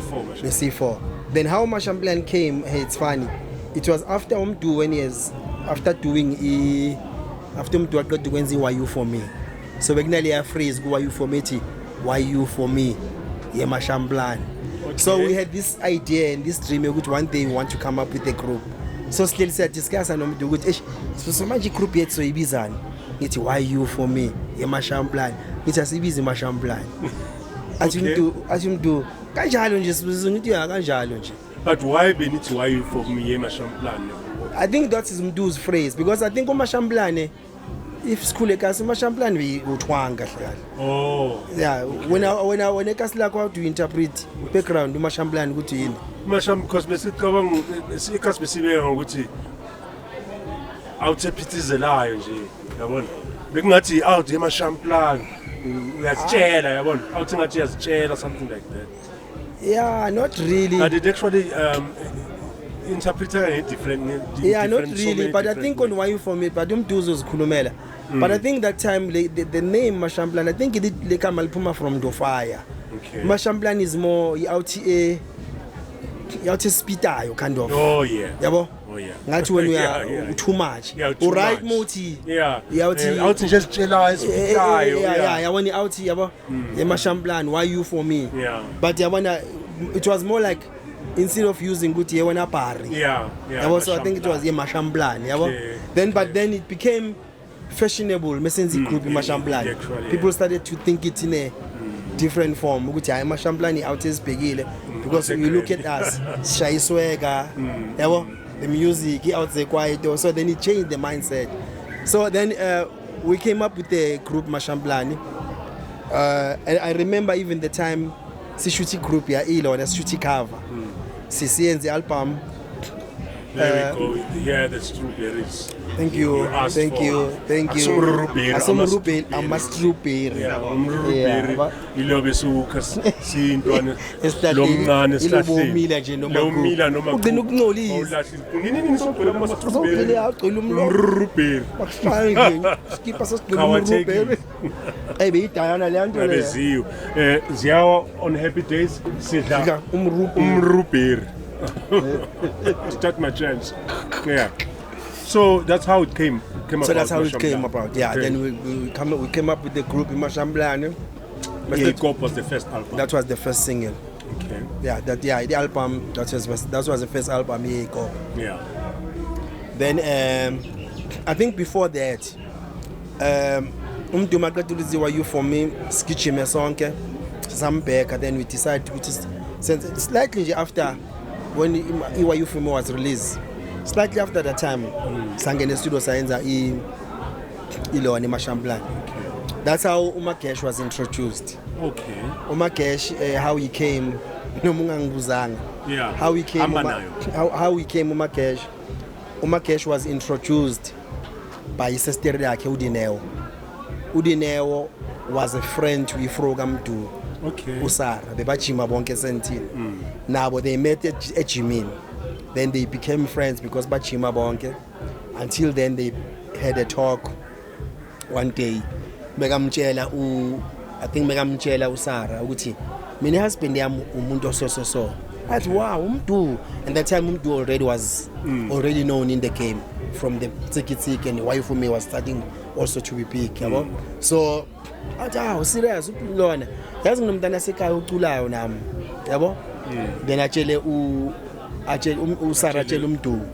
Kuthi yazi kunomngane wami so because udineo besenokushaya around manje lokuvakashela Usara nomntu besekamase seka simazi yabo noma singamjwayelanga but bese simazi udineo anokushaya around kamntu. Then it happened ke bese ayasho umduki mntana le braka Sara le enokuza lapha kuSara yabona le udineo ya ithi incosi yakho beculayo yabo. Okay. Manje wena sisuthini because I remember there was a time la umntu when I say no you'll take a no. Okay. When I say yes you'll take it a yes. So I'll approve things. Yeah, bengi approve. Zonke amadini. Bawuthanga hla yeah, bekithi mntu hayile. Shuthi kulona uMakesh bezomthulela ukubuthe. Bezomthulela. Yeah, may his soul rest. So umntu couldn't. I think a friendship here today in that short space of time we were too close in such a way that he believed so much in me. He believed so much in my decisions and in my ideas. And the good thing is that all the ideas and the decisions that I was coming up with were pop. Coming from TKZEE, doing the TKZEE together, pop. It was a pop combination. Coming up with even a cover why you for me. Yimi ngibengqokisa umuntu. Bengihamba naye store ukuthi ayithenga lokho. Good time bese ngigqoka iDiesel mina. Bangakayazi abantu abaningi iDiesel. So ngimi introduce. Mamela. And I'm sure you were also influential with the cover Mashamblani. No, definitely. Yeah. Hey, I used to say to emergency, Sbu. Yeah, my man. Yeah, it was. Ngizokhokhela story sakhona how it came. So in short, the good thing, hence ngisho was believing so much in me, and I'm very proud even till today. As much as we had the beef, how we parted, but the nice part is that me and him we're still brothers. We've grown up, and one thing that I like about him too, he doesn't forget my birthday. Okay. Out of all the people, Yeah. even sometimes when I'm down and out, We when also I'm not told you even call, when yeah. I'm not even thinking of celebrating my birthday. To me, birthday. Tina skule background where my birthday is never been. Yeah, birthday. Yabo. Yeah. But umntu ngizobona nge-message. Happy birthday, Sbusiso. Enjoy your day. God bless you. What? You know, I mean, is one of the first people that will always remember my birthday, you know.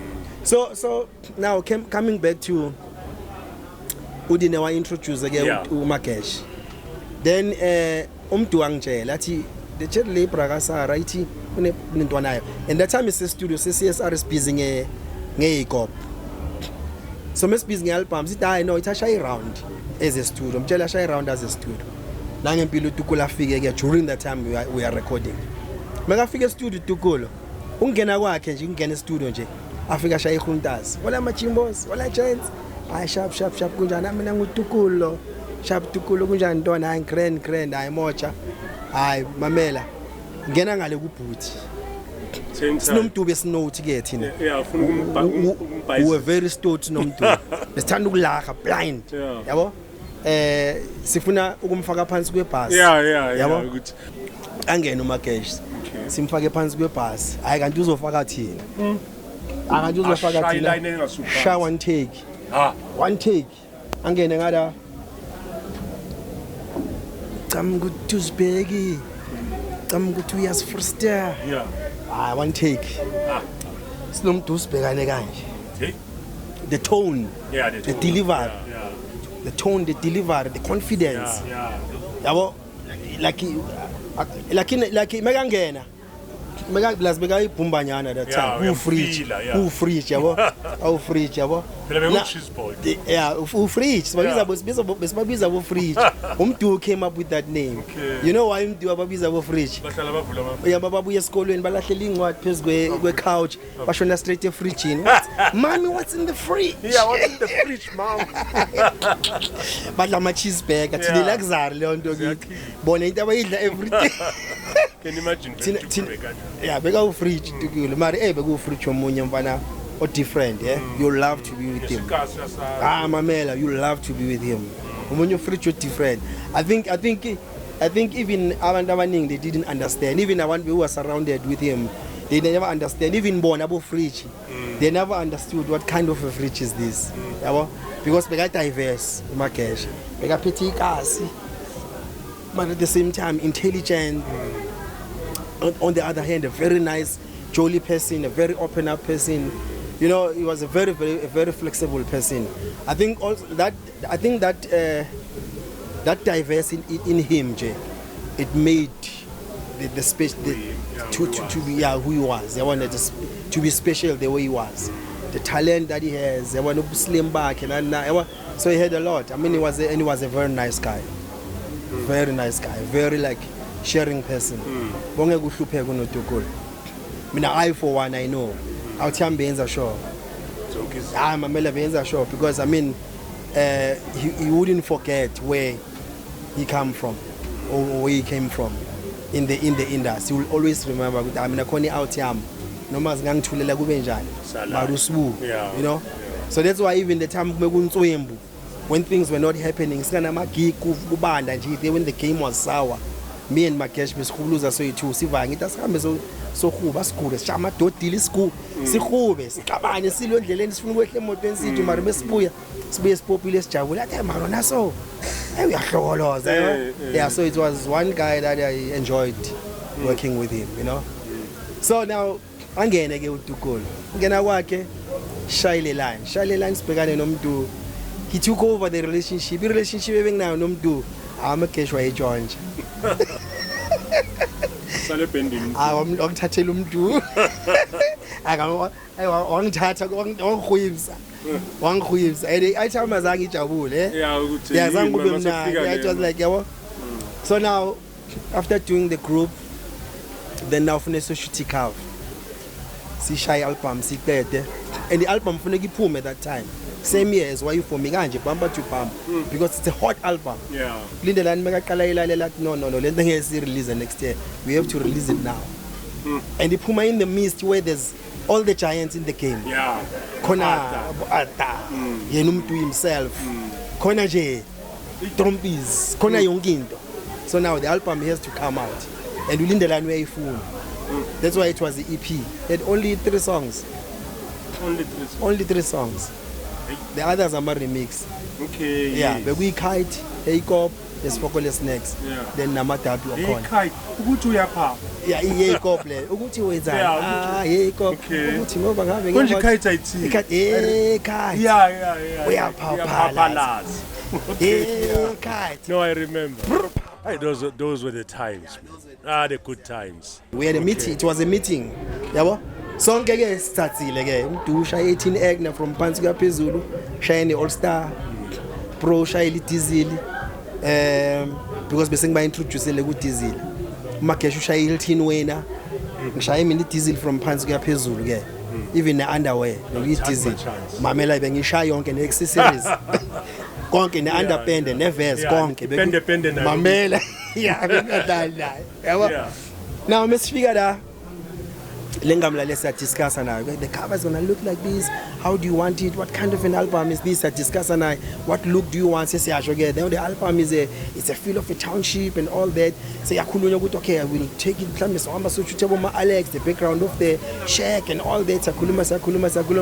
I was shooting small Okay. No, that's the thing I was gonna say to you. Let me just get a feel, yeah. What's a feel? Okay. So la phakile ngabla e-office yakhe kune local newspaper. Yabona ama local newspaper wadeliver. Yeah. So ngibambele la paper lela. Ngihlale phezulu kwebonnet ngibambeke inyawo phezulu kwetayera kanje. Umdu wami la mekhona magesha ami la khona ukromela bekhona sivula umnyango lengamba ishaya isithombe xa. Bazibiza ama-same time photos. Okay. Siphume, yeah. Yeah, you see, now just imagine when there's a shack or something, shack at the back. We don't need a background of a shack. This is the photo. Same time.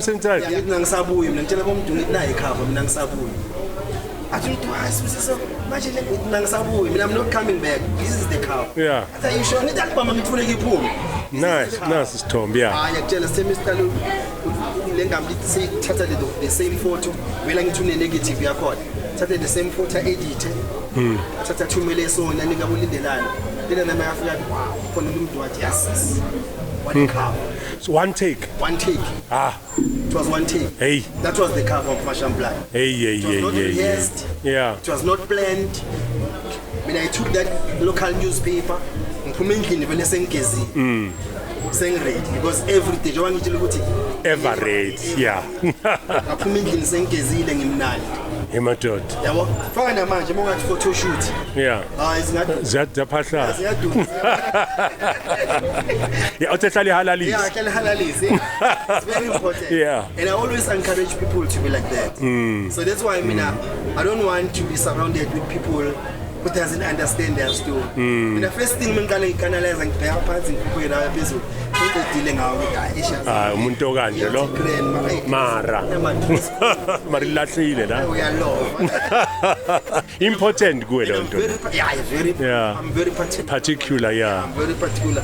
Ngiyajajana ngeke ngijudge 99. Okay, uyishela wena. I'll keep it to yourself, myself. Yeah, we'll take because bear in mind at the same time you must also accommodate. You're not all of asisonke ama fashion fanatic.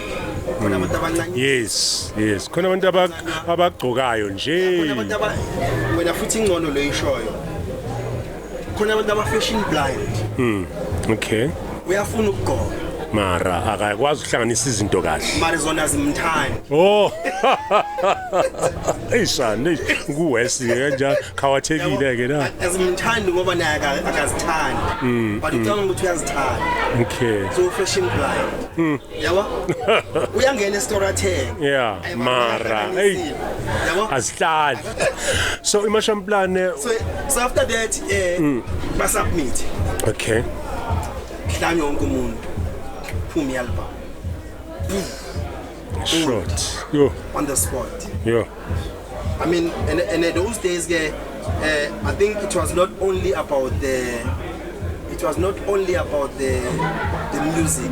The cover also was talking. That's the thing. If Yes, I remember I was working with TKZEE on some radio station. TKZEE thanda ukuclaima ukuthi uyazi Sbu mashamplan uSbu uhlala emndeni nami ngihlala emndeni nawe uhlala emndeni sintswembe emndeni. That's my chance. So I used to ukuthi ngihlale studio njalo nginokubeka angithi uyabona le studio zakudala zama radio station ngibeka where there is bayibizana umasiba la ngibeke le album la noma ngebe ngiyidlale mara nje ngichaza isleeve sangikhuthaza ayisangimotivate usikhambisela wanjalo nahlala izine sleeve semashamplani ngithi yasho nawe uyayibona I felt bad ukuthi ngicela ukuthi ngize nayo sengaskora but I think also ngicabanga ukuthi uzokhumbula yazi nami ngithi but I think it's okay singekho so that we make people to feel enthusiastic ukuthi I wonder sinjani bas check yeah nami ngizozama mhlawumbe producer ingazama ukuthi banje kuraka athi mguy pressure type of program ngiyacela faka le sleeve samashamplane kwa yes ayeke ubuye abantu bazobona into engikhuluma ngayo authenticity you know and it's always nice I feel ukuthi it's the same as when you do the song it's always nice when you do the song without rehearsal. As much as the rehearsal is very important, but sometimes when you are spot on takes the real of you. Because our practice are same as interview. Tell me about show, but I didn't want to watch much of you because it's often channel. So I'm bengafuna ukuthi ngicine sengiunderstand ukuthi umuntu ukhuluma kanjani. Because the minute ngala ngiunderstand ukuthi umuntu ukhuluma kanjani. Sozolindela into ethi sengilindele lokho. When I don't see that happening, then it becomes ukuthi why ngima ngayenzanga yabona senginama expectations so ngiyazi sizoxoxa just feel like this sharings this has to be spot on so I believe in spot on is always gives the reality on anything. That's true because I believe ukuthi I think nale mentality or this philosophy or this belief yokuthi mengi-analyze uNkulunkulu usebenza kanjani usebenza spot on there's way uNkulunkulu yabona if you want to understand how God operates it's when he operates when he gives you things instantly kuba instant na uma ngabe ukuthi kanjani it comes like a puzzle but more to abheka it was his presence. That's true. That's true. Because life on its own is one take. Yeah. Awunyeke siyaqhwaba soyaqhamuka kusasa ukuthi hayi ngicela ukuyiphinda vie angathi angijunanga grand idea. Uvalo sherbe ngidila naye ngidila nembondo la. Mamela everything that you do every day is one take. As much as ngafaka lama pegs wami ngifake lama diwe ngwafaka ngakhona every day. Ngihlale diwe ngihlala ngakhona ngifake le take ngifaka ngakhona. But the atmosphere won't be the same. Won't be the same. Won't be the same. That is so true. Amalanga nyeka zafana. Yeah, amalanga ayifani. Yeah. So then after that, skitching and Mashamplan, and unfortunately, we had a very little time. A short space. We never even shooting video. I think at the same time, Leo spot on. Everything when it became a spot on, it's also like the end it was a spot on. Because if you can check Sakura in the sea, I can't even pick up what's in the cycle. But I think at some point the analyze and then I was ama royalties wona everything is signed properly. Sesikubula nezinye sesikuzwa nezinye izinto akubula nesengabuza ukuthi contract but inside the contract right but to be honest till today I can't pick it up what is it that made us to fight before after coming to the point of analyzing says check zonke lezi zinto zonke lezi ukuthi aba contract right mara why singabhalwanga lapha why sibhalwe as members singabhalwanga as songwriters yabona zonke lezi understand sesibheka after but the core of the fight akekho umuntu oyikhumbula kahle ukuthi kahle ukuthi So ni kabana after the second album. No, the first album. Just the first album. Same first album. Okay. When the album Itata Gold. I mean, I didn't even get that gold disc because I mean, I'm a member. Usually, what happened once the album reaches gold, so it's 4, 5, whatever they group, they will design a gold with your face. Okay. Oh, good to know munye abe ne yakhe. Yeah. So that now maybe ne yami ndlini. Just crop ukusoba kaSbu and say mashamplani gold. No munye bafaka ukusoba no munye because you are the members of the group. And some say then base bafaka the full cover underneath. Okay. Ukusoba kaSbu from this cover of the album like cover say iphelele yonke. Then the gold is then the award. We never even had that award. But yaphumi yayenza inkolo yakho. I think umuntu onayo ehengile ngendlela ene cover yonke nasemakhambani nibana. Okay, so kubukeke ngathi manje umuntu othatha all the glory. Mhlambe kini. Yes, at some point I mean there was things where we felt like that. It became like it was a group come to. Yeah, a group come to. I mean, you know, more than us. In fact, that is all what we know now. Tukuti mashamplani group come to. And then here's the story now. It's a different tone of what we were thinking all the time. The members of Mashamplani is Professor Mubari. I don't know the second one if it's written like that. Okay. But then so the second album you're no longer part of that. The second album we're not part of it. It's not Spanish. But then on the other hand, highlighted about there was a reason for that. There was a reason for that because if you Mashamplani base as a corner, they wouldn't be TKZEE. Maybe, yeah. Sbu Malawyer. Yeah. They wouldn't be Market. Yeah. Because they still slow skitching as a group. So Leo beef layer apparently khona lapho mhlambe create ukuthi nasengomeni zenu after nani maseseni phumela kube khona inamba lapho enimkhomba ngayo umdu babhathisa ngomlilo. Definitely. Ayicalanga babhathisa ngomlilo. Ongawa Malawyer straight. Okay. Good. Oh, abantu bomthetho uzokufaka abantu bomthetho. Angitshele. Angithi because sesianalyzing manje ukuthi yini ngathi lana kwenzeka ngokuthi. Okay. Contract lana. Uthulile nje umdubheki uyasho intwana lezi. Ngiqala ngilona ngithole opportunity ukuthi ngenze my first solo. Okay. Mengiqeda ukuthola i-deal into Markesh. Okay. Na ingoma Malawyer. You knew ukuthi Malawyer. Khuluma ngani ya? Yabo because bisenza ukumkhambathi we. Samthumela neSammons. Nomthumela neSammons. Yes, samthumela neSammons. Yeah, so you know she's the one who took the Sammons. Okay. Yahlekisa le ndaba. Yeah. A jump fence ngada. Bahlele phansi komnyaka. Usitukula ayeza zongitshela utukula shaya around isitukulo nehole lakhe bezekimi la ngihlala ngiphuma khona imfulo. Bese sitela lakhe mabafika wathi yeah sibuzizwe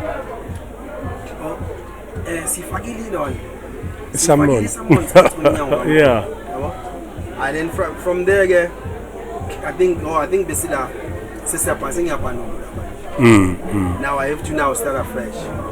Sikhuluma ngale nto kaMbongeni Ngiyama ukuthi Okay. There was a time la uMbongeni Ngiyama was doing the show AIDS. Yeah. Talking about the AIDS campaign AIDS.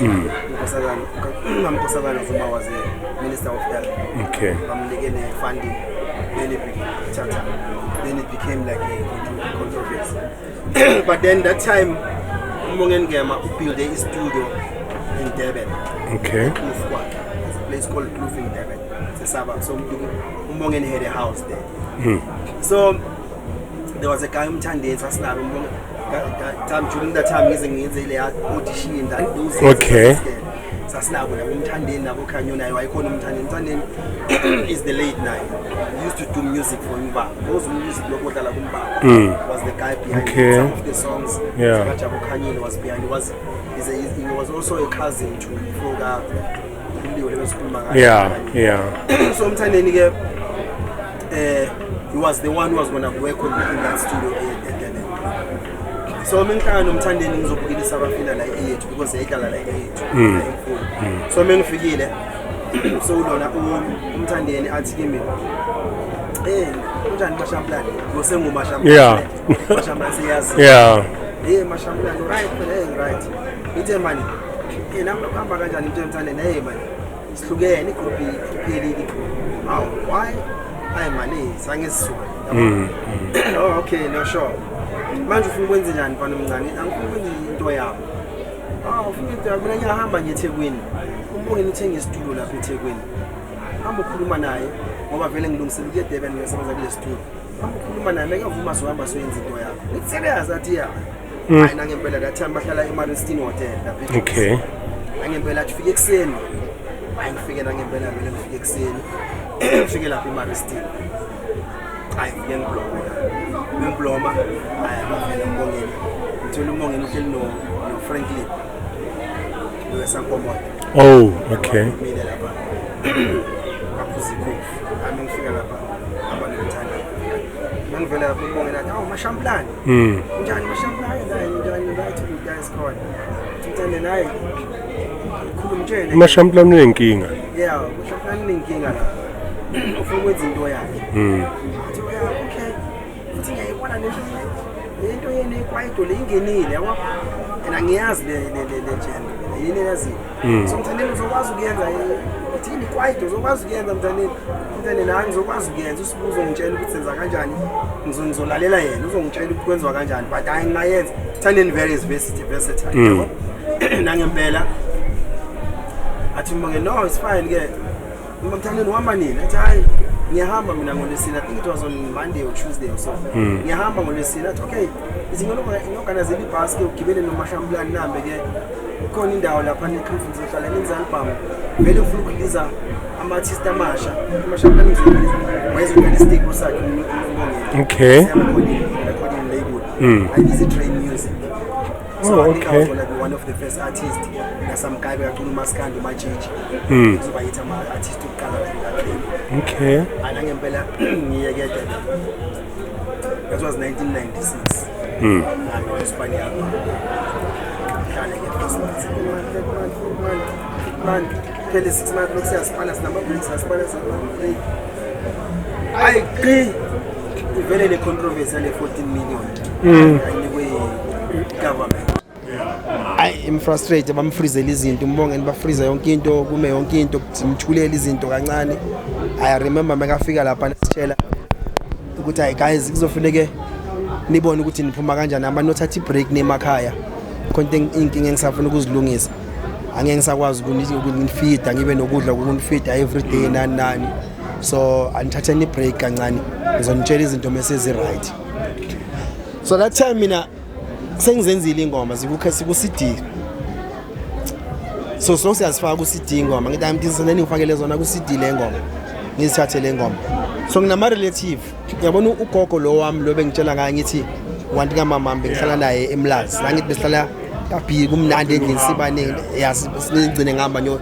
audition so uMagriza wami lo bekanodade wabo ngisathi ngifunde eJohn Dube wayengifundisa isiZulu so bese bamuvile kwamasho bahlala ePine Town so during ngama breaks I used to go and visit eDladleni kulogogo loyo anti kamama momunye ePine Town so ngithanda ukuvakasha khona husband yakhe udoctor so ngithanda ukuvakasha khona so mengilongi ngiyangivakasha khona so it happened ukuthi that time umbongela sitshela ukuthi kuzofuneka sithathe break kanti that weekend khona uanti wami umntana kagogo ohlala la eSentini that time wayehlala eGalomena anoSipho so ufikile nehusband yakhe nomntana bavakashile for a weekend bazohamba Sunday so mengifika Friday ngoba wasitshela kuyi Friday le nto umbongela so mengifika thola uanti ukuthi ukhona first thing uanti nje makakhona ngimcela ngithi anti ngicela ukukhuluma nawe namba nini athi anti uyazi mesifikile Sbu sihamba Sunday ngithi anti ngicela ukuhamba nani mina eGoli cela ilift athi anti no akuna problem so hamba nawe sharp good shot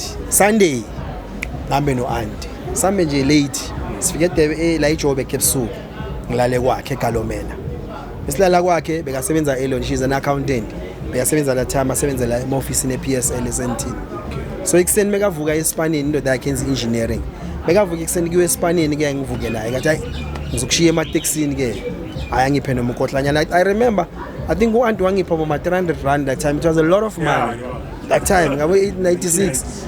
Yeah, I think wangipha boma 3 clip or something. Hey yabona that nayi imali yokugibela ayi sharp.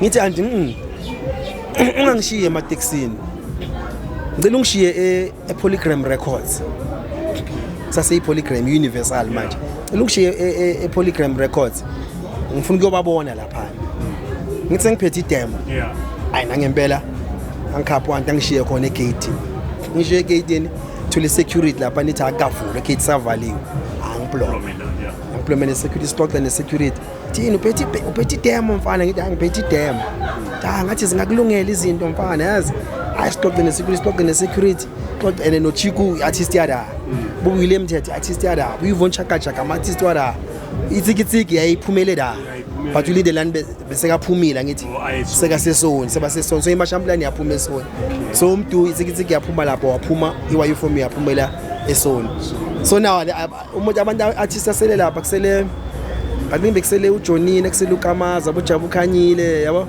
you am artist bawasele la so mengisaplombile kanjalo ungena uWilliam Mthetho samkhumulweni uWilliam Mthetho yeah nginaruphila kaburoto yabo angena avange ngecamera red mangena uWilliam Mthetho fortunately enough to uWilliam Mthetho uyangazi because kunenye thosa ke sayenza yase Free State uWilliam Mthetho I knew him through that time since as much as bengimazi sakhula as an artist ekhrothi esikhula siyimamela but mengikala ngisebenza nomuntu then it happened ukuthi bebenza la mathoza se Free State they used to call umuntu Sithora sonke nabo washela imhlophe nabo yebo ifroga washela imhlophe so mengivela lapha angibone yabo amisikaro lo plomene security athi ntwana wesa ubatlanga mo sokala yi ngene ekareni singene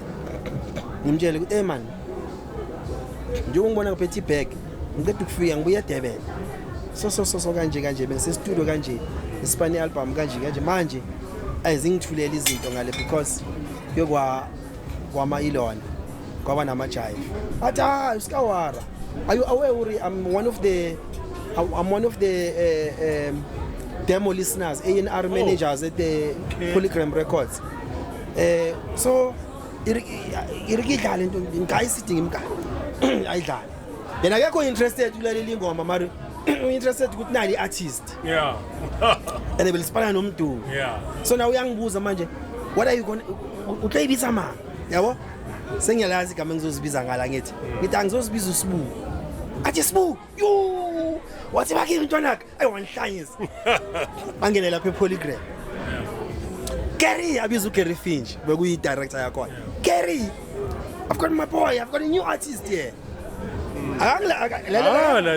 laleli lokulaleli kancane emotweni wangena nami okay sangena lapha sikenathi sakangibambe kanje unisizwa le background yakho background yakho na le background yabona yingisiza you know this boy he's the one was doing TKZEE with him too he's the one was working with him too close like this with him too this one you know what is he calling himself abuzu lo what Sbu this is Sbu okuyihamba kamnandi yahamba kamnandi let's give you now we've got Amdu is back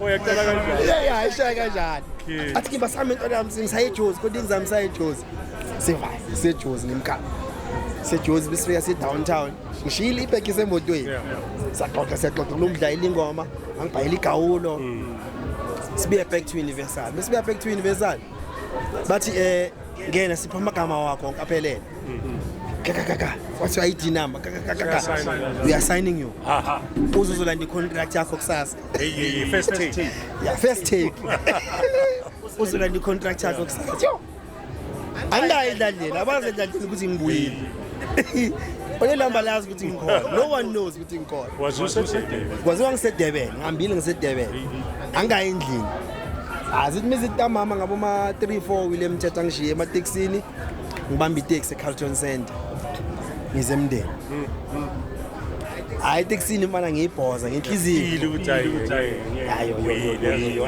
yazini yo mamela bazobona ke mamela bazobona ke manje ukuthi hayi mengifika endlini mengiqala ngena nje kokoko ma mengiqala ngithi mengiqala lahle back ma ngizoba yi-superstar ngizorelease man ngiyosayina i-contract sasa ha wona fika nje sofika uthini umbongeni ngiyami uthini nini nami hayi khohlo umbongeni phuma la hey madoda manje ufike nini ubuye nini hayi ngibuye kuseni namhlanje noSipho bheka ma sengithule ne-deal kusasa nje kuseni ngiyavona ngiyosayina i-contract anoSipho ngiphi imali mi mama nayi 100 rand mama bona it's like yabo I sharp the following day splash evie taxi polygram fika lapha contract say ready babiza Thunzi Mdwabizi lawyer uyozokusiza ngecontract yazi bakuthangala bathatha ilawyer yabo okuyiye bhali contract efavor bona bakutshela ukuthi iyezokusiza ukanalize icontract ushintshe la ushintsha kodwa waze lapha ama contract ufuna ukurelease wena ufuna ukuthula endaweni zama contract kahwa contract i-contract I'm Thunzi Mdwabizi hayi la into nami i-contract ithi la ithi dumpotiyane wode ngifuna ukusana ngisayina ka stem xa contract nayi copy yakho nayi copy yethu mamela ke ntwana I think it was around July that July it was winter time July August it was around July ngoba ngiyakhumbula it was towards my birthday because my birthday is on the 15th of July it was before my birthday so nangempela sharp mesathi Gary uze ke soorganize le studio ozosebenza kuso so the studio ozosebenza kuso excuse me the studio sasebenza umuntu mesenza iYacob SSR Studios but umuntu is no longer working there umuntu sekane studio sakhe sekasebenza independent so that's the same studio ngizosebenza kuso ngizosipana nenye excuse me ingamba labathu jazz yabo I sharp by this isikhathi okay first session ngisipanele main studio is desk ingaka the way wonke umuntu ujajule ngakhona ukuthi yes mfakele main studio yabo desk engaka 36 channel hayi sharp kula sayenza khona even the TKZEE family ayingene lapha mengena sharp uJesper language barrier aka understand itali noma ngimtshela ukuthi angidlali phela mina ngimgama ideas ngifuna into eso ngidlala into eso ngimnikana le demo uyihambise so la hambise so kanje mamela yamshaya ingoma eyi1 ukuyenza nje ey ubuzukuzu siphume studio singayenzanga sithatha ibreak asenzanga nengoma ayi sathatha ibreak sibuyele futhi no jazz sibuyele same kancane sidlale kancane no let's cool off come back tomorrow yabo sharp tomorrow so njalo the first day second day and third day mengiqala ngiphuma ngiyasothathi soshaya coffee nakune coffee bar lapha mesilo shaya coffee sibloma sikhokha umoya lapha reception kune hotel okivele eveti and emodlu le studio sayi position angithi main studio kune istudio la kune istudio se editing studio esincane la mophuma istudio ezi3 and main studio ne istudio ezi2 la so mophuma kanje le studio lesisincane mesivulwa umnyango lo iminyango i2 mari mekuvulwa lo yi1 umnyango lo oqala ayiziyaduma la yes utayizela ayi lapha kune vibe lapha mari okay ngiyayizwa le vibe first day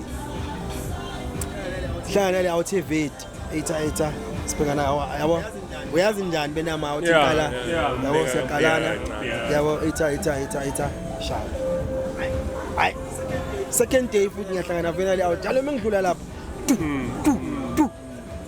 etha ay sina seka la slow siyabona naye yangibona that day etha I think fourth day sisaqala sesancibile manje yabo sikuqala ukuncibile ukuthi la uthi ngiyahlala ngibona etha sharp hayi awuthi mina nguSbu oh sure anaki kufi Godfrey Pilani anaki Godfrey Pilani sure Godfrey sharp awuthi man angisazi nesuthu ngicabanga ngikhulele endeni ilutho ukuhlala eDurban ukuhlala eNatal and ngikhula endlini somebody people still don't understand till today ukuthi why thank you yabo ukuthi thina amazulu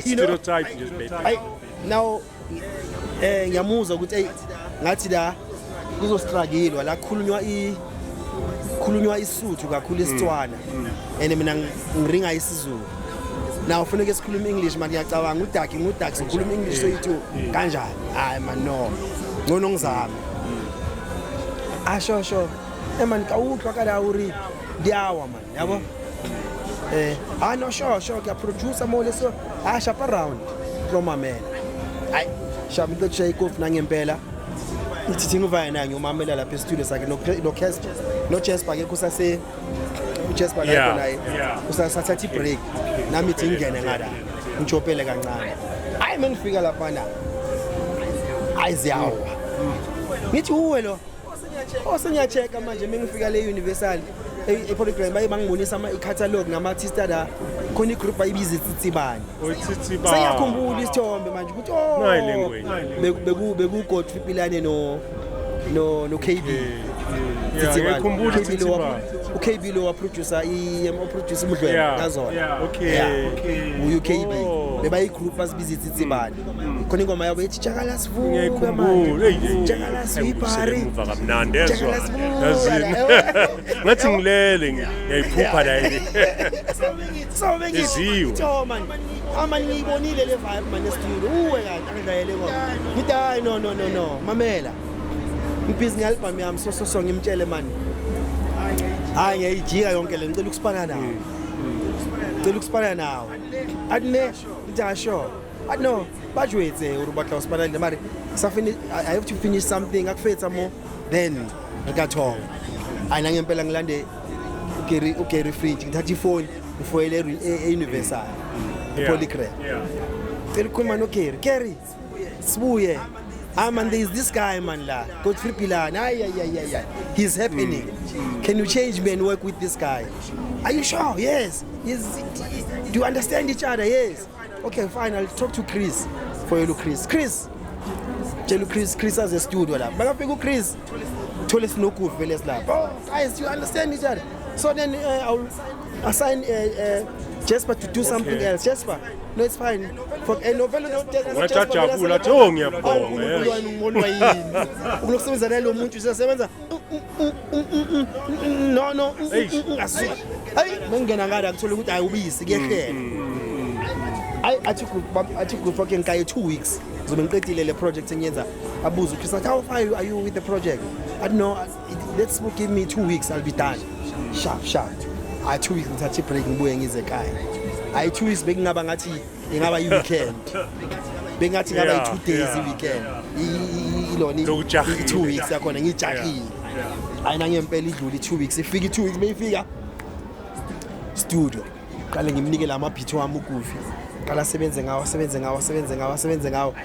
ayi man azo nayo uGufi ukuthi ayi man uSbu ayi man ungambele emuva man ayi ngikhumbula athi kimi Sbu wabathi uri ushabele beat entsha kuba ushala beat entsha nje and that time lo ngiye studio ngihamba nomjali Fathele ngihamba nomJakes yabo silokhu nomJakes sisangiyana naphi umJakes ngimazi ngoVusile sekuyiBrian manje umJakes through lona ukhona uVusi mashoda is still marketing guru running publishing yasesoni manje so now ngithatha umJakes ngiye naye studio slow siyasuyithusa sidlala nale ngoma I want there to Godfrey game my man Sbu kupa udlalela beat entsha mari beat utlathola sekishapile ka usana wena vaya vandag ka usana ofitlo utlathola beat li ready ngithi awuna buthanda shaba mfethu ngivanye ekhaya mengibuya ngakusasa dumpudum zubuzumbubu zumbudu ufike lapha ngilahlela ivocal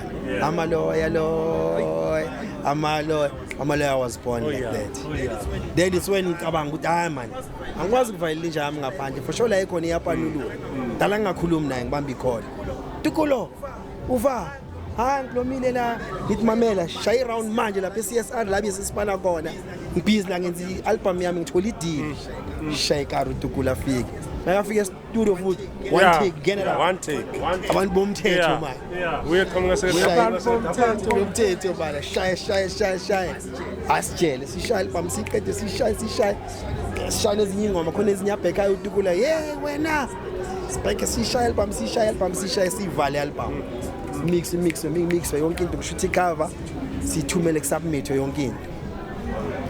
I think that time bekwabo ngoba isikhathi besiloku sama I think it was June, July, August, September. I think bese kwabo September. I complete album manje. But as in the album is strong. Lengoma le Malawyer. It's a company lengoma is strong. Asikwazi ukurelease uSbu usasemusha. Asikwazi ukurelease uSbu nama-giant.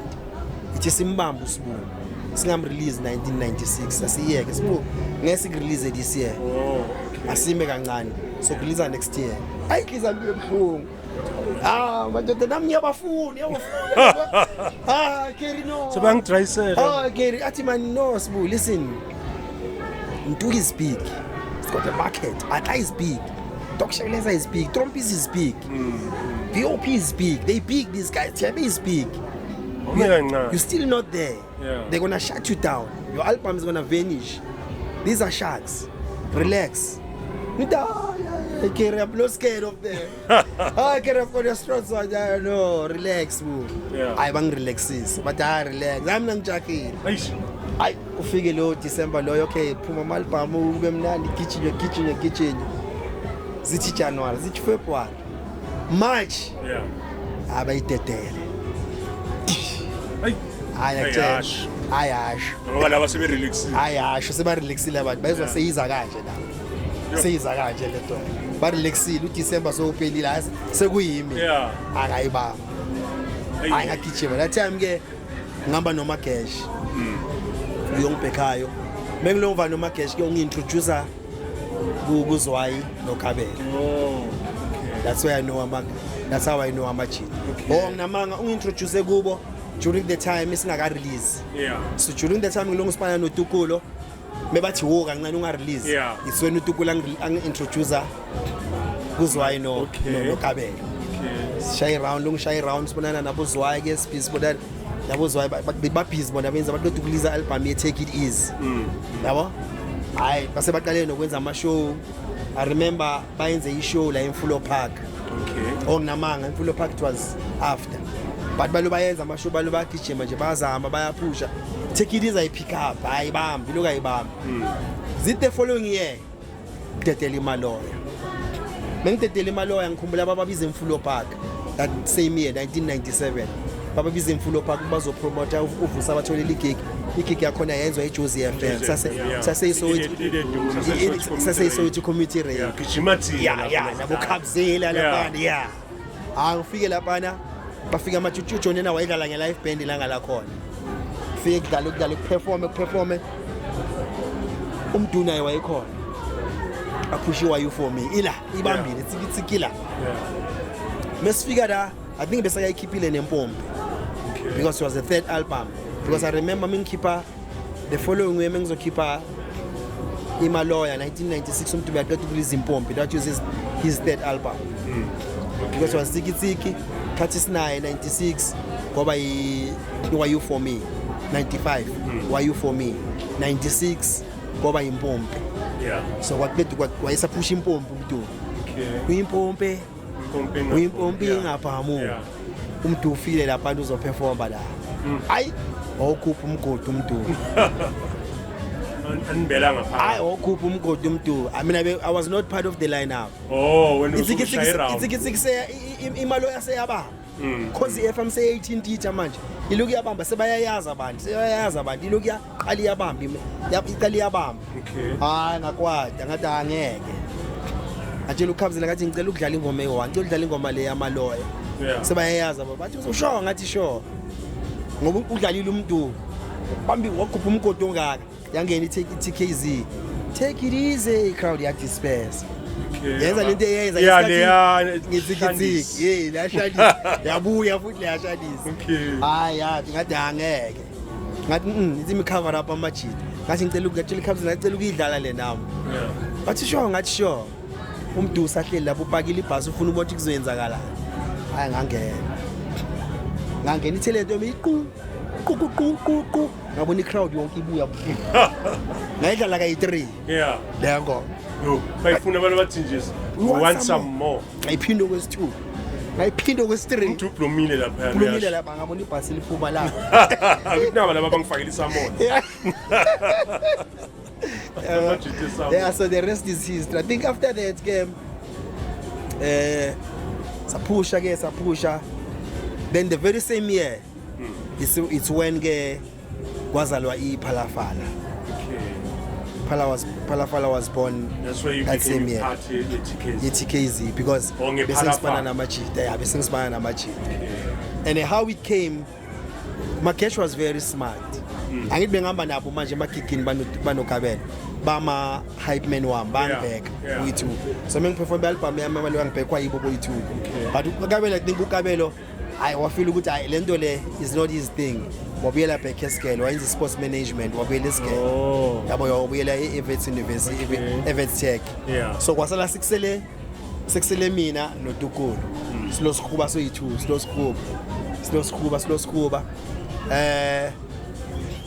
semesiquba kanjalo kanti uzwayo lokhu busy studio wenza ama beat bakolenza ama beat but I understand quiet ukuthi yini quiet boy yini quiet man yenzwa kanjani le quiet but because uzwayo had that background ye opera orchestra and all that yabo rich music so that classic music yabona ubuya from that background into angakayazi dance yabo ukuthi yabo but ama-kick wakhe yawazi ukuthi unenye sound enye different yabo so now how it came sesenzile beat yonke into kusho baseline so I remember sinephalafala for something like a month mara kasikatholi baseline yakhona njalo mesifike studio sayimamela sikhazwale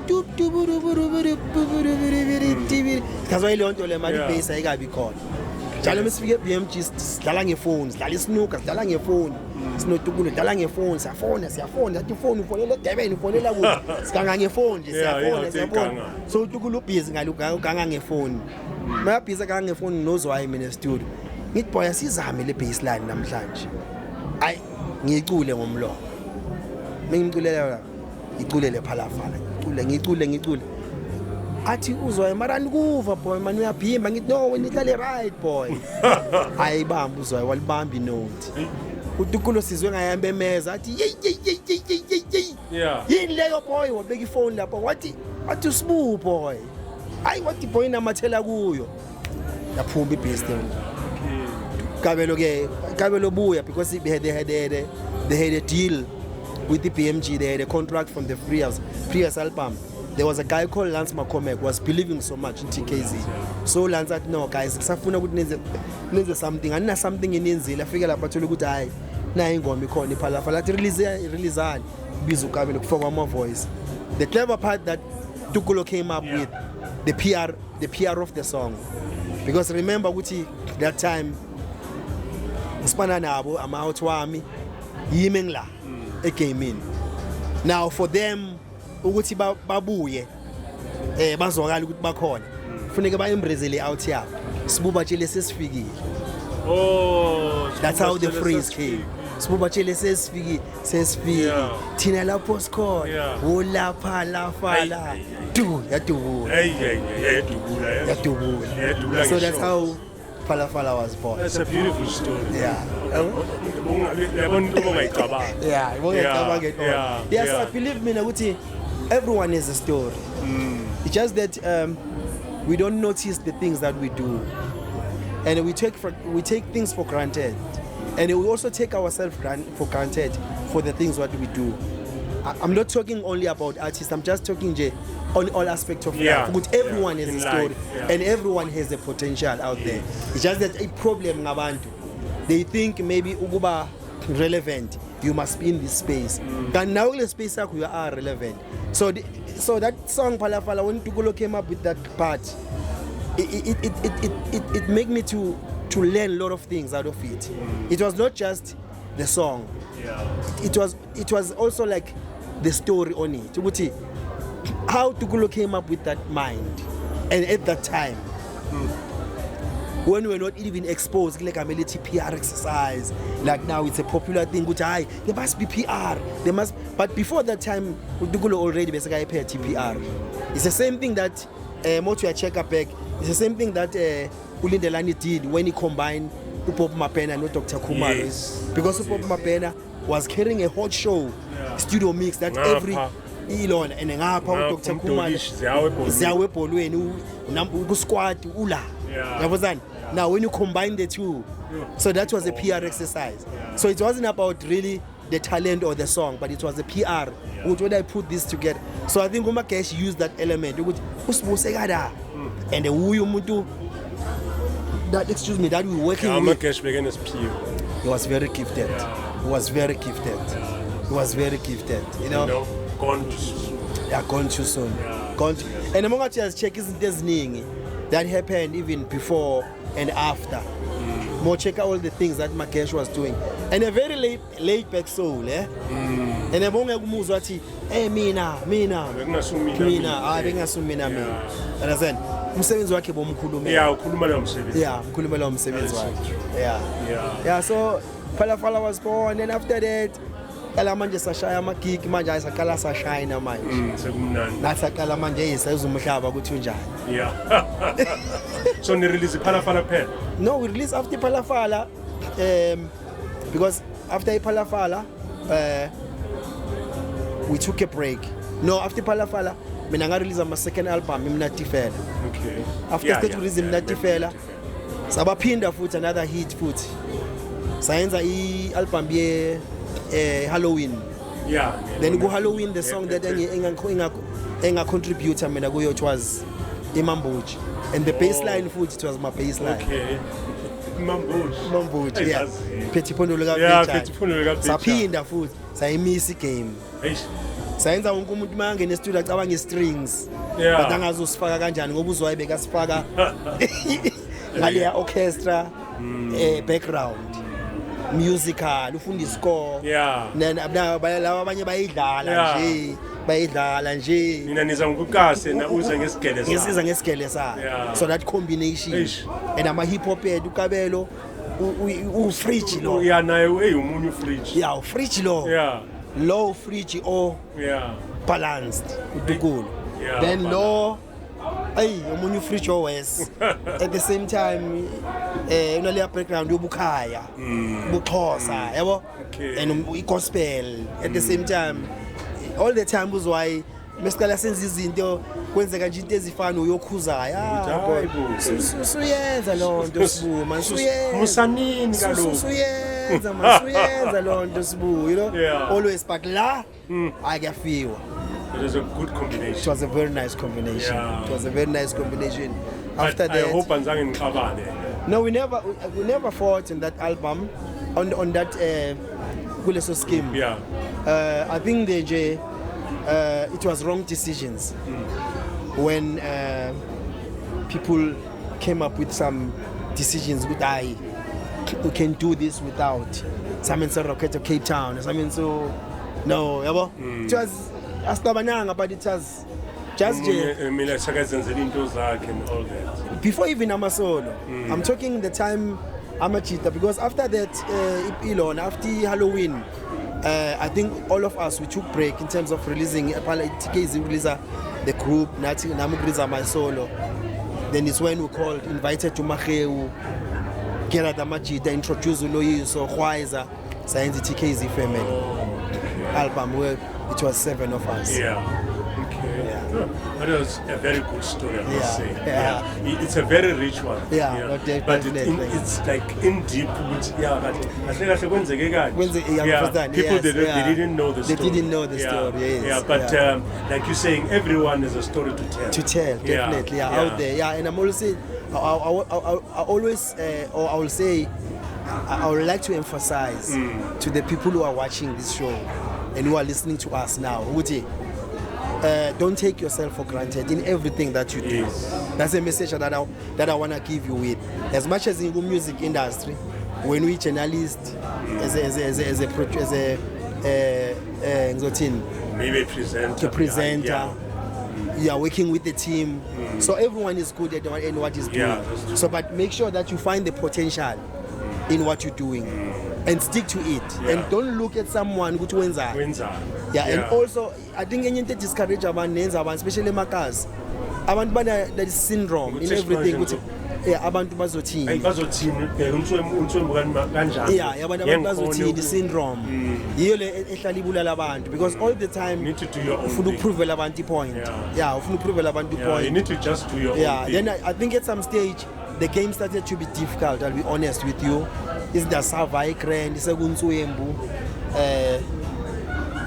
excuse me, the high days are no longer there, because there must be some point where things must be like that in life. But now, what's a plan B? How do you overcome that? Then it's when my friend Uvus Shabalala introduced me with thrifting. And we introduced me with thrifting kanje yim engilongiya lapha eNewtown ngiyobha impahla kuye, because ngilonginganya impahla mara ngisa afford ukuthenga esentini, angisa afford ukuthenga kule ndawo lezi bengithenga kuzo.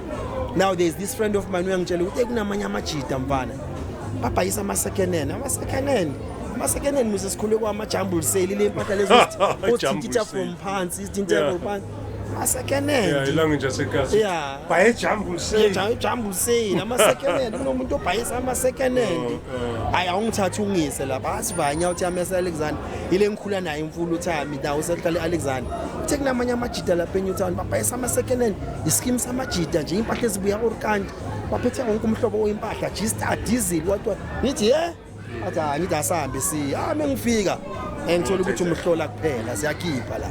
Then I never went back to Sentin anymore. And that's when you actually continued. Even now. Yeah, yes. You're into clothing. Into clothing and all. Now I'm no longer a fashion only show offing with myself. But I'm also dressing people, making people to look good. So you have a store somewhere in Newtown. The store on Amachite in Newtown is Rana Novos. No, definitely. Afuna ngwenzele nje arch. Ngifaka ama chips, ngifaka ama ration, ngifaka yonke. Ngiyafaka wonke ama rations yiwo. Ngoke sibe ba. Yeah, that's a motto that I'm pushing. So you also had your own release engathi mix ama piano nyani ngempela. So what I did after that, I think I had this dream yokuthi one day I wanted to help people, because corner to corner namanje usajika uyajika mojika mozevila kazi moze kuphi kunale yantwana kunale yasisi nalo yabhuti ozokutshela ukuthi yazi mntana khanya usibune, yazi mntana sekhaya uyacula yazi ngicela ukuthi uthathe ngicela ama number akho manje uncede umntana sekhaya, you know. Then uthola ukuthi that time you are not in a position to be able to do that. So I think this thing it became like all the time when I meet people ngisemoling good. And then I feel ukuthi abantu they still have a hope in us as a role model. We are this role model. Silama role model yanga rules. La hlala are relevant. Noma ungekho big, noma ungabonakala TV, noma. But when you see people live, mohlangana nabantu, you still make a mark. And there's a message that you portray to people. I think also it goes back to the thing you show you. The conduct. Noguthi how you perceive yourself. Noguthi how do you present yourself to the people. That's why dress code is very important, image is very important. So now when people sees you, noma bangasakubona TV, no abantu bangahlala 10 years bangakuboni anyway. Ukuba famous, it mustn't determine your look. It mustn't determine your the way of living. It mustn't determine your dignity. It mustn't determine your integrity. You must always be positive. When you say TV, what do you go? So you must ever ready whether you say TV or okay TV, because you'll never know what impact was. So stay as a role model. I think that thing it worked on me. Then I think I decided let me celebrate. That was a concept I came up with. Let me celebrate myself. 25 years in the music industry, 25 years plus in the music industry. So the album is called 25 Years Celebration of Sbu Malawyer in the Game. And then I came up with that. But I said to myself, who am I going to empower? The young boys and young girls. But it sound abayenza yini amapiano. I'm not going to give I'm not gonna do it quite to Lebesenza because that sound is no longer relevant to them. Abayaz. But all what I'm gonna do, I'll stick to my delivery. Abayaz, you're from Sbu. Molalingoma the TKZEE, Sbu, all the as I'm still the same. So now that's why I need to kind of with my voice and my verses. It's a fuse. It's a fusion of Kwaito Namapiano. Maintains right now. So that you are relevant. Then that's how the album came. We released the first song last year. I think we're still testing the industry and also trying to adjust and see which way we're gonna position Sbu and how people wanna receive Sbu. Let's against a legendary piano. Then that homework it worked very well. Now the song that we're gonna come up with now, Ingempela, which is the tribute. It's a tribute song, any tribute to the late Makesh, Bolebu Matosa, Bomshoza, because you'll hear on the song, once you get to listen to the song, honoring the giants. I'm honoring them. There's a verse there where I'm not calling their name, but I'm phrasing their part of their songs.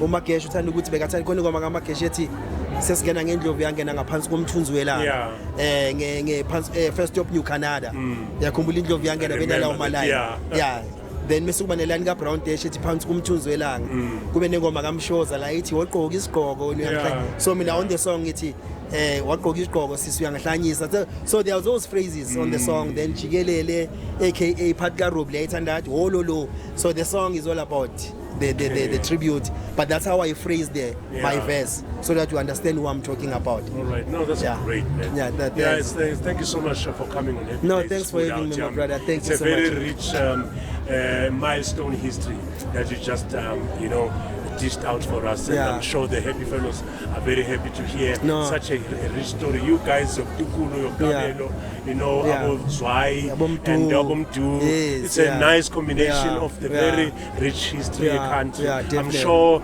later on we'll have Umdu, Umashamtani, because why angabhadalangi someone I'm sure that will be very much fun. And I remember all the time kubula simngcwabeni ka Thabo eAlaska. So mesifika lapha I think even nasemngcwabeni kaMakesh umdume kafika lapha ngivani awuzama ufika uthi my son was also there uthi kimi ayisibu uhamba noba ngithi ngihamba namachita ami nentwana amathi hayi batshele bahambe kwenye imoto ngena nami sambe soyithi sesigala sithi ekareni so uyangihebs yabo bese ekareni siyabheka siyaxoxa siyaxolisa usho siyathanda mara ukuthi moyenza ama interview ulo ukhuluma ngale nto emashana ngithi that's a story. That's a story. That's a story. That's true. You can't talk. I can't tell my story without saying that's not the story of my. If that will go because on, I'll be lying to people. History of Mashamplan Hamsana. Story. I think such a time. What did I understand? No, the beef is no longer there, and it's not that I'm exposing you in a bad way. I mean, the positivity. There's a point where in life, more when you disrespect yourself, when things are not going good on your side, just take the negativity, make it positive. Try to make the negative positive. Exactly. And then you'll see what you're gonna get. Don't always look at the negativity as negativity, because once you look at negativity as negativity, it's gonna drain you. You understand? So because life was not designed to be perfect, and the line was not designed not to be sour. That is why when you mix lemon, it gives you lemonade. Yes. As I actually promised earlier on, Nuguti, I'm gonna be asking a question for our sneaker Yenza. So I'm sure you were watching the episode Yaga Chulare. We had it the past couple of weeks, and we spoke about his book. It's called Joe Mase book. So you can actually just tell us, Moguti, how is that book? I mean, how is that name came about? Because Sukatlako Tulare, you will have to go back to that episode to actually tell us. And so where should they should email us? And the email is Cold War Media or admin at Coldro. Email admin at coldrawmedia.co.za. You can do just like that. Okay, right? And then I explain okay, the reason, the name Joe Mase book. This is how it came about. So you go back to that episode, and you need to be a subscriber to can even start doing that. You know. So if you are a subscriber, you are just the one step. You know, we're one of the people who are so lucky to have these beautiful sneakers, the Yenza. Get it done, do it yourself. It's all about putting pressure. About doing good seasons and listen to it. Support is into as local. That's exactly what we're doing. But in wrapping up, because I promised every day, when I'm doing the episode, I'm gonna tell a beautiful story that happens. I happen to bump to one beautiful story. So a JMPD officer,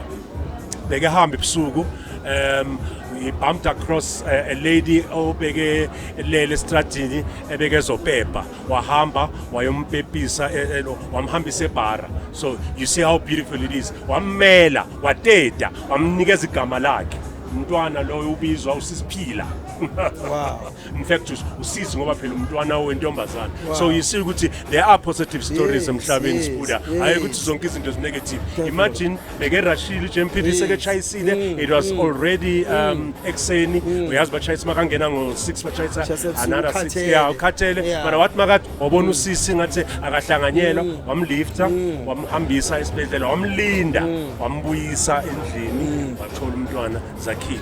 So those are the story of Happy Days. That's why we call Happy Days. And also just to emphasize on that point you have just mentioned, I think ama element njengalawo lessons like that, it tells people ukuthi we must always have this helping hand. Don't always expect to be given. Now have a helping hand because you don't know where is your blessing and you don't know who you're gonna bless. Because when come to I mean, I can't do anything for people because you think all the time is because I can't do this. But you find out you could potential, there's something that you're good at doing. Lo sisi ngesikhathi ambona that time uNkulunkulu bekathumela ukuthi kube uye that time ozoyenza lento because ubona uNkulunkulu ukuthi uyu umuntu ozoyenza le nto le. So that I mean you'll never know what could have happened so that little bit of help really goes a long way. So people must always give a helping hand themselves. Give a helping hand. Use your hand. It's not always about money. Akumelanga usize umuntu ngoba ufuna ukugena something. No. It's Happy Days at admin@coldro.co.za. The sneakers episode Tulare, Katlego Tulare, the story behind Joe Mase book. You need to do that and you need to subscribe. Don't forget about that. It's Happy Days on podcast and out. Right. Halala. Subscribe and become a member of the biggest family, the Happy Days on podcast family.